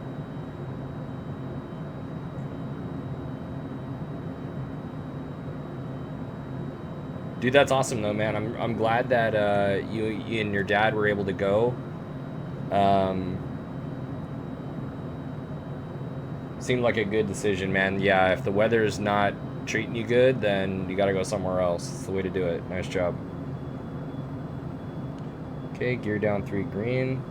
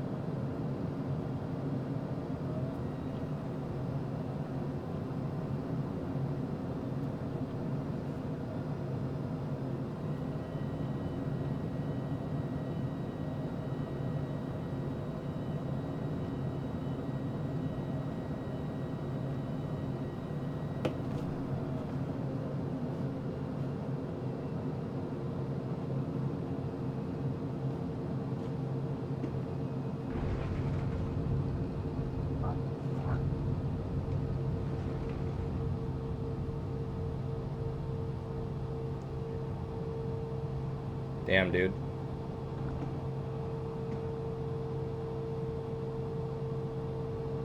Nice.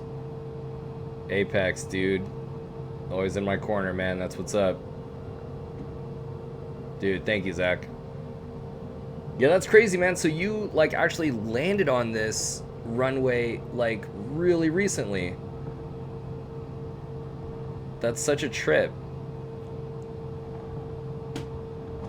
Yeah, seeing this, I was like, oh, dude, Zach, I hope he, like, comes in.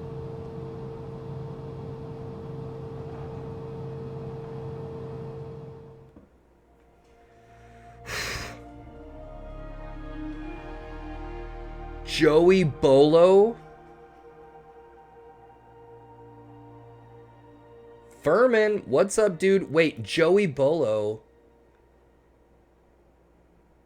What? Has a score? Okay, let's see if we can. So what's the score based on? It's based on smoothness, the ground roll.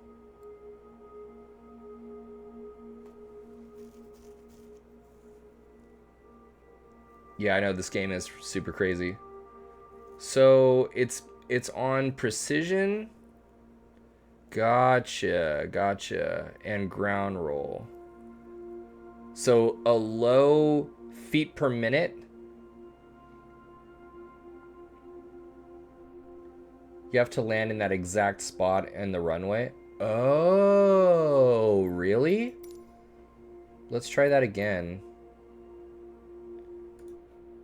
I didn't see it. On your vertical speed, the closer to 0, the more points you earn. Okay, gotcha. So coming in shallow and on speed is really... Oh, that's why it was blue. Okay.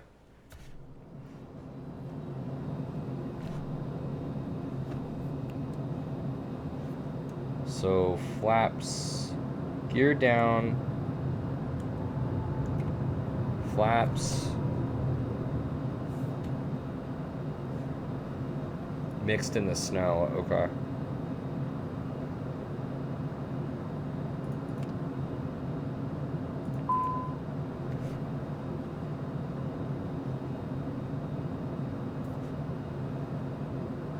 Because I wish I could see it, like right now. Just head right toward it.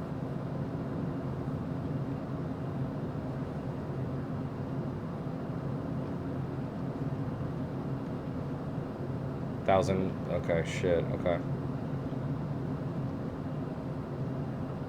So I got to really get down there. Reduce, you know, the shallower. If I could be shallow and on speed, the better.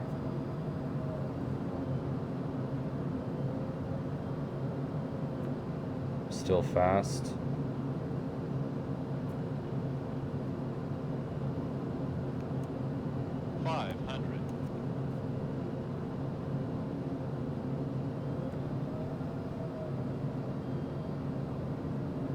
Okay, there's ref,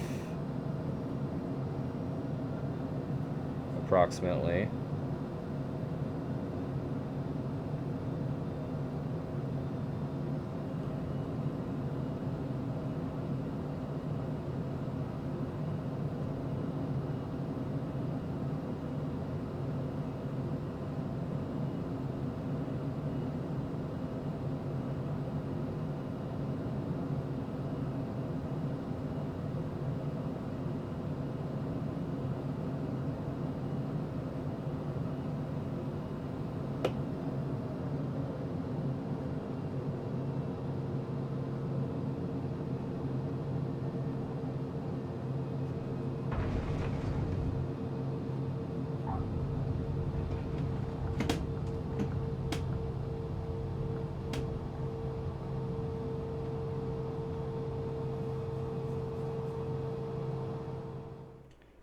Significantly better. Okay.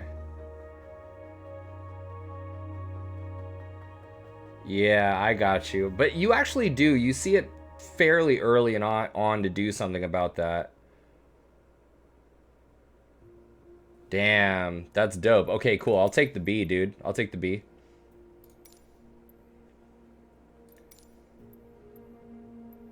What's this one?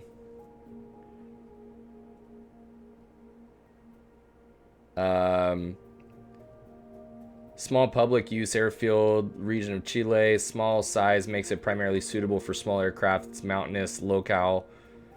So, arrival. So, okay. Same thing. We just basically try and hit the mark and then reduce the ground roll and accuracy and all that stuff.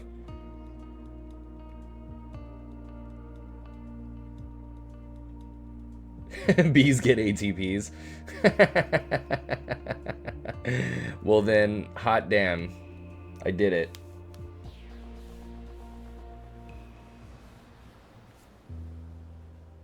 Alright, what do we got, guys?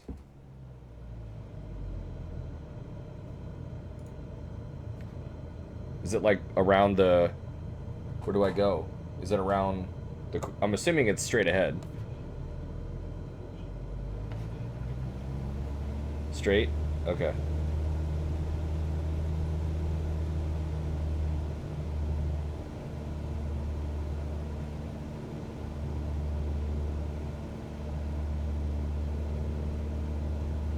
I thought for sure I'd be like leaning my mixture. It said Chile, you know, but I'm down here. Looks like 1,600 feet MSL. At my 1 o'clock? Shit, okay. Oh, is that it right there?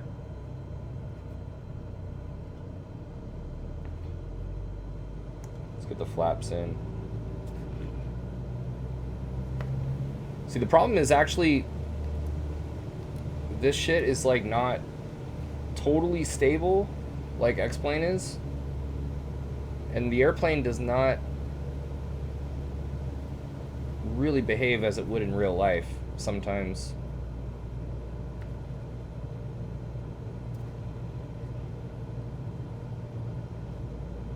So I like this slope. Speed looks good.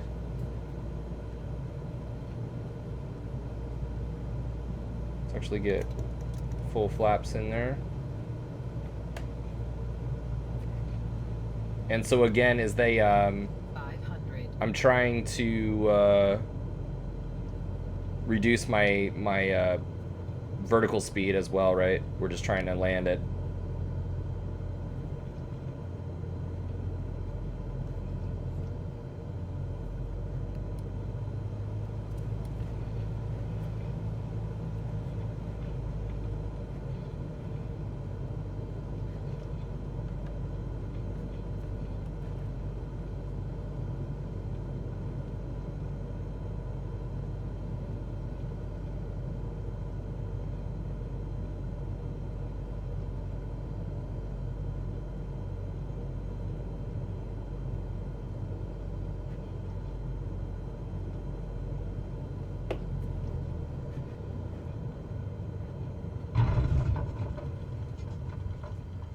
Yo. Dude. I gotta know that score, dude. Fuck yeah, it was, dude. That shit was a spot landing, bro. Damn, these guys maxed it a 14 or a, what, 1.43 or 1.44? Shit, that's crazy, man. These guys are doing a good job, dude. Joey almost got 1.5. That's wild. Damn. I'll take that A though, dude. That I felt really good about that. What's up, dude? Shint! What's up, dude? Dude, we're doing some like landing challenges, man. So I'll take that A for sure. I'll take that A for sure. You understood the assignment. Absolutely. Now this, on the other hand, dude, let's do it.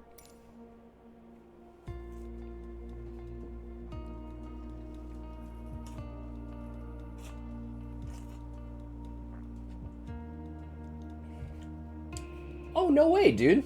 JFK? That's awesome, man.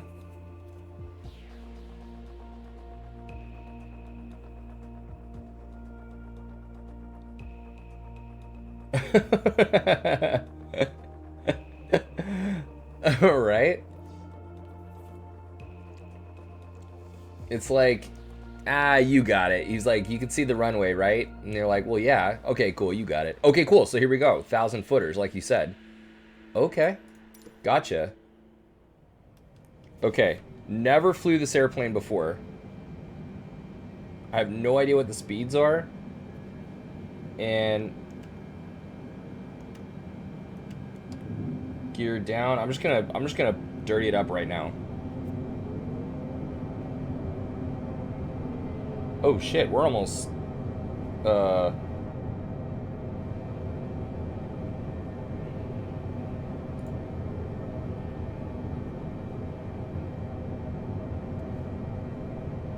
we need to like slow way down, right?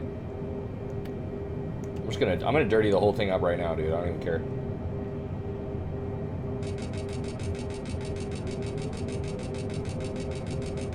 Wait, what is that? Oh, am I like... Oh, am I like super over speeding the...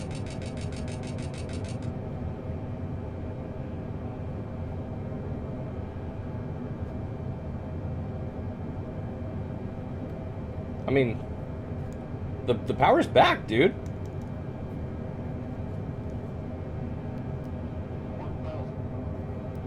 Dude, my descent rate is like ridiculous though.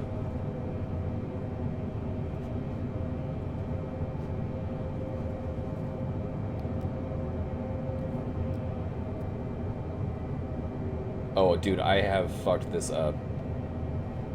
Dude, it's crazy how heavy this thing feels.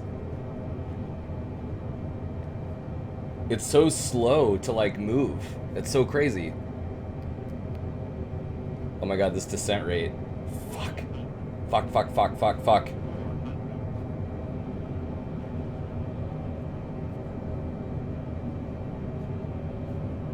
What? I don't even know. What is my approach speed? Is it like 120? Oh, dude, I am fucked right now. This is... Dude.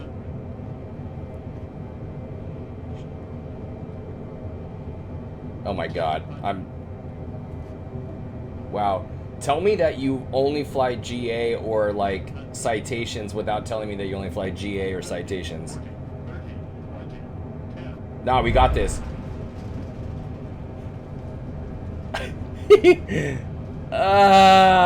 What? Dude, I think we nailed it. Oh, there's the spot right there. Hold on. Let's get that nose down. Clean as fuck. Dude, let's see what they give me. I'm gonna stop it on the runway. I'm gonna see what my grade is. Oh, whatever, Apex. Oh, wow, it takes a while to stop, too. Dude, you gotta see, dude. That is uncomfortable.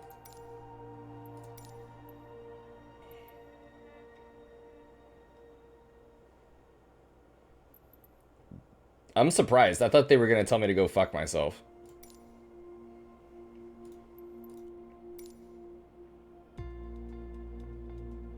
Yeah, like I thought my computer was just gonna like just shut down. They're like, you know what, like get out of here. Land on the terminal, just do it.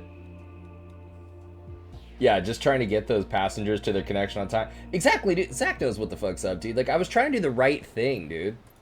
God. These people, like... Okay, so we're on like a angle, like a base. Gotcha.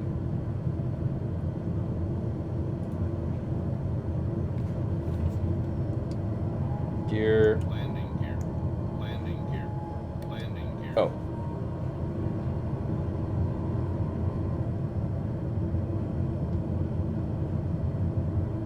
Oh damn, we're in the King Air. We're in the 350? I didn't know that.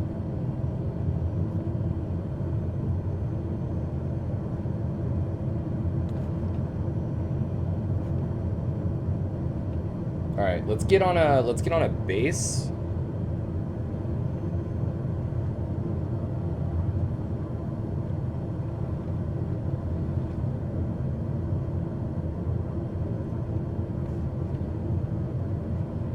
Dude, look at this shit. This is like crazy looking.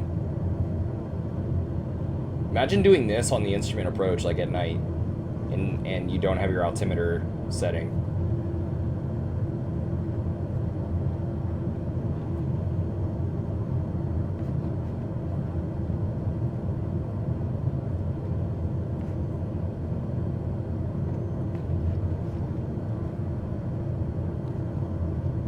I'm actually way too fast, I think. Maybe not way too fast, but...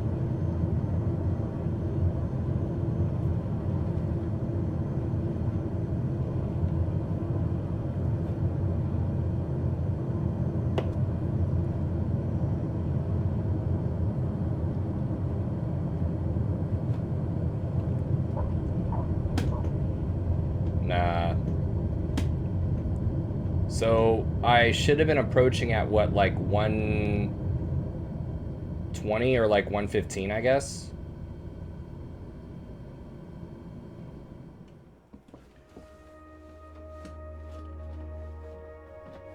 Not bad, dude. Not bad. Almost got that A+. Yeah, see, I think... I'm gonna do that again, actually. Because I could have been way better on my speed, for sure.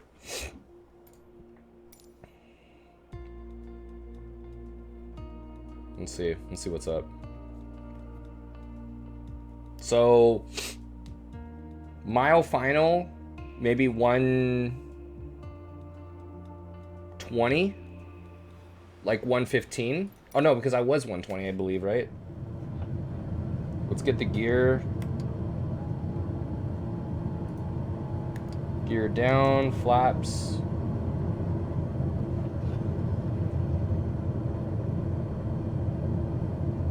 Dude, I think the exhaust, the cans look like super nice. With like the burns and stuff. Like you could tell looks pretty sick.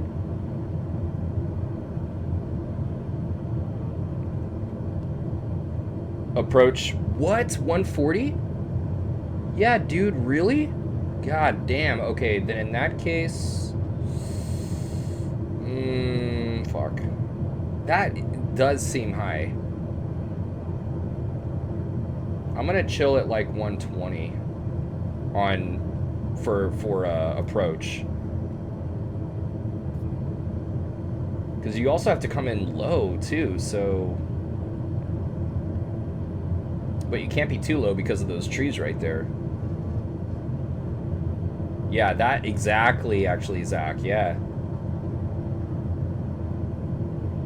Like, this right here is, like, what I need to be. I'm trying to be 115. Nice and low for that, what is that, 350, 300, 200 feet per minute? 500.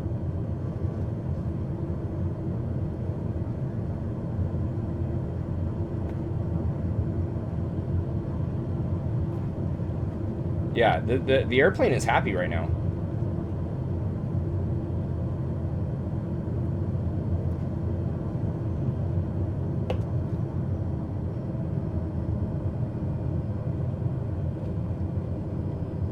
Damn it. No, fucked it up. I also just I'm not used to the... Yeah, a little long. I'm not used to like the sight pick. Like, I don't know when I'm on the ground, you know, sight picture wise. Yeah. Let's do it one more time. I know, dude. Skipper, for real. So, I think... I think I had it. I just needed to get over those... I don't know. See, the thing about those trees is if you need to come in low to nail the landing, you think that's slow? Maybe over the...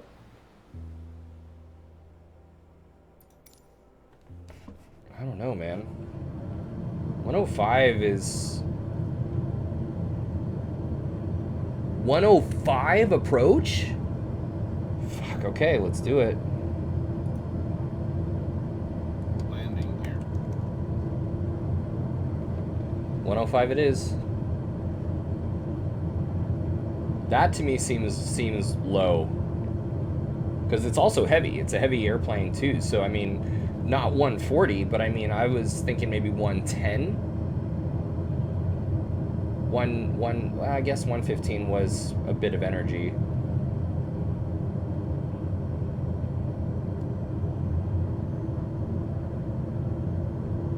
So let's try and get down to at least 110, or I should say at most.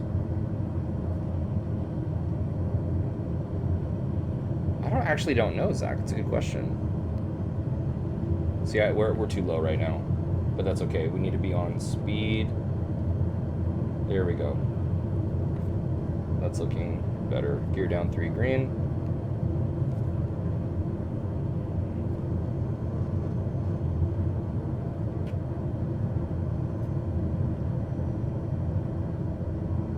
See, I'm really trying for that speed. 500. We got that approach speed nailed, though. I think we have the slope nailed. It actually is fairly happy.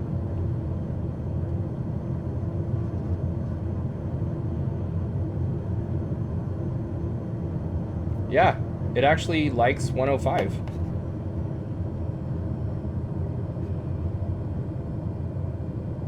Damn it. I fucked it up. It does like 105 though.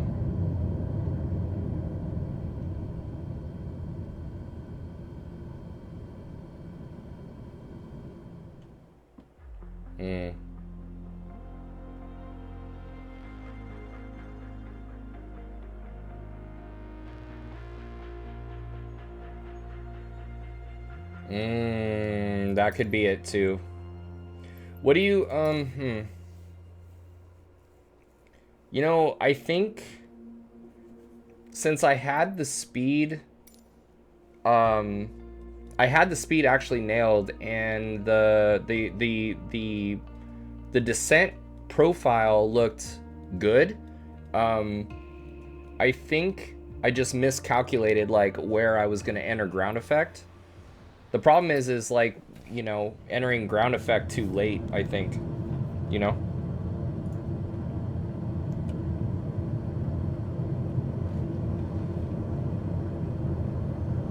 So it actually, I was shocked that it was handling so well at 105. We had 105 nailed.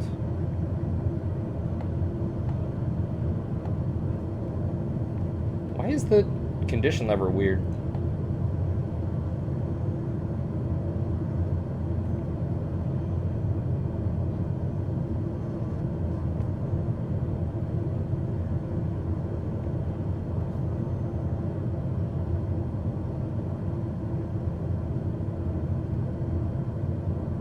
The thing is I'm trying to be shallow because you need you get points for the descent rate being small, you know, for a gentle descent rate. So I'm trying to come in not so shallow, obviously, that I hit the trees, but you know, I can't be like slamming it on the ground, you know. So believe me, like I'm uncomfortable coming in this. Oh shit, I'm way too fast.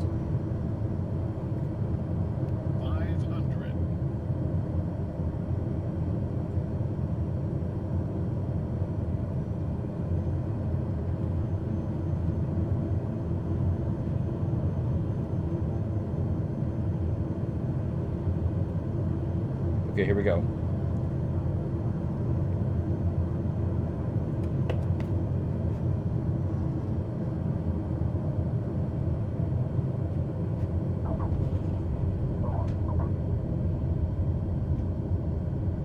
Well, I hit the spot.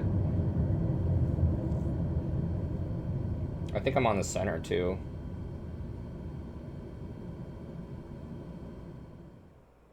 Damn, really? Fuck. Oh well. It's all good. Felt better about that. Really? One point? Really? I thought I did better than that.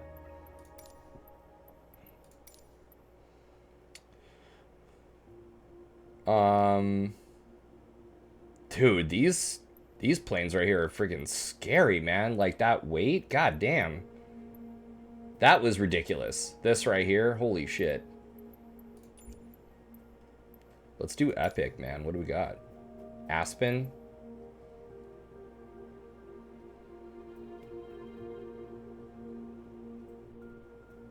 You're trying to fly and match a set of parameters, most likely unrealistic, made up by someone who does not know what they are talking about. Gotcha. Well, makes me feel better.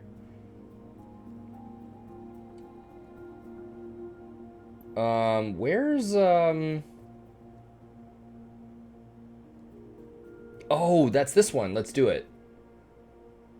Is that the hill where you're like following the hill down?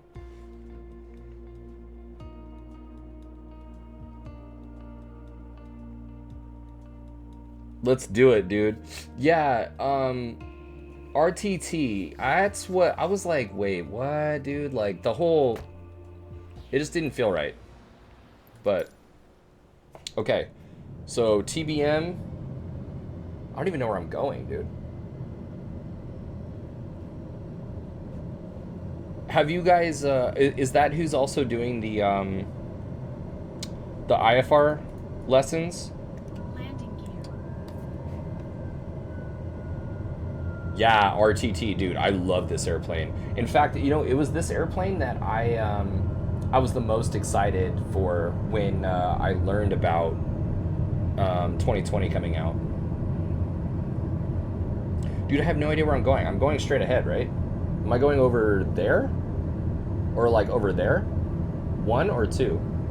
You should definitely try that insane airport near Mount Everest sometime. Woo! 12 o'clock? Alright, shit. Am I, like, high or... Dude, I'll do this and then I'll let you guys have the, your evening there. Shoot the gap in the... Shoot the gap in the saddle. That's your approach path? Fuck, dude, okay. RTT is just like a local everywhere.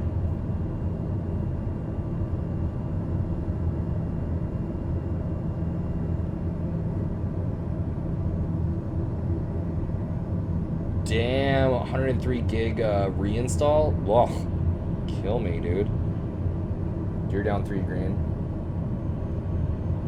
I have no idea where I'm even going. Oh shit. Oh, I got it. Yep, yeah, no shit, dude. I'm also fat. Or I guess I'm not fast, but...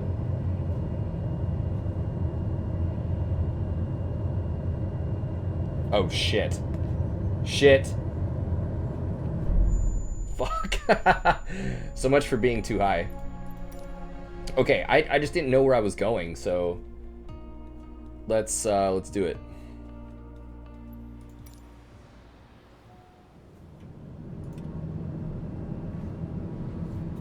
I'm actually gonna go full throttle there, dude. I'm gonna go crazy right now.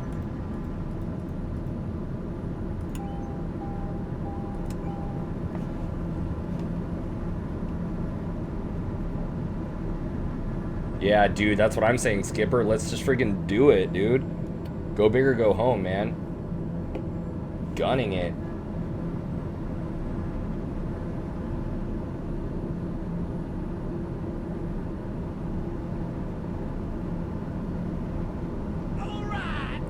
Dude, I'm totally gonna, here we go. I'm gonna, like, lazy 8 it.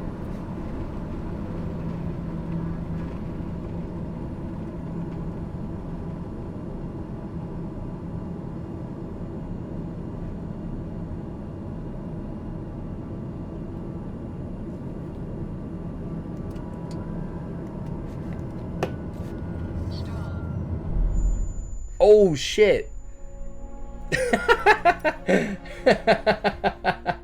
That's okay, we got it. Oh, dude. We should do the, yeah, we're gonna do this dope, man. We're not chumps, dude. Let's do it.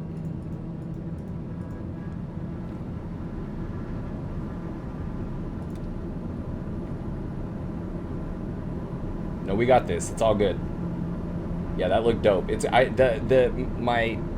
the idea is there.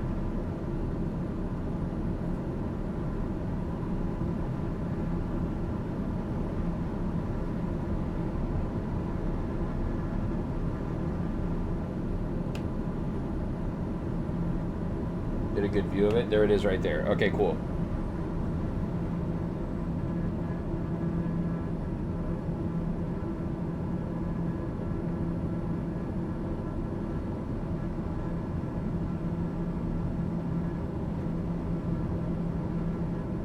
I'm actually gonna go this way.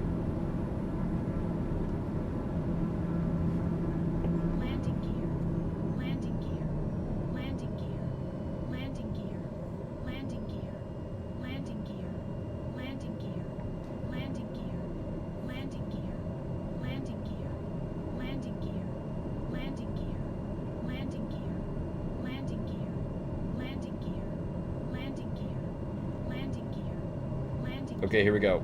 Landing gear. Landing gear. Landing gear. Landing gear. Landing gear. Stall. Stall. Stall. Stall. Stall. Landing gear. Landing gear. Landing gear. Landing gear. Landing gear. Landing gear. Landing gear. Landing gear.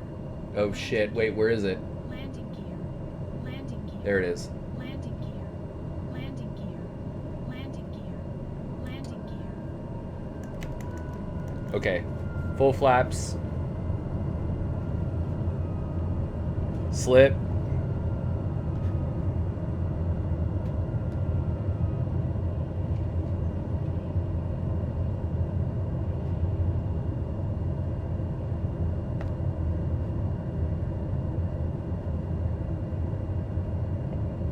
Shit.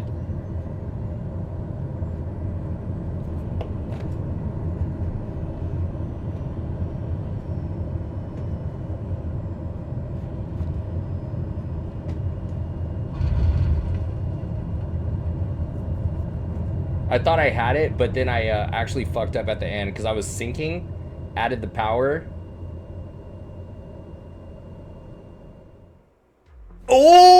Oh, dude, I'll take it. I'll take the B, dude.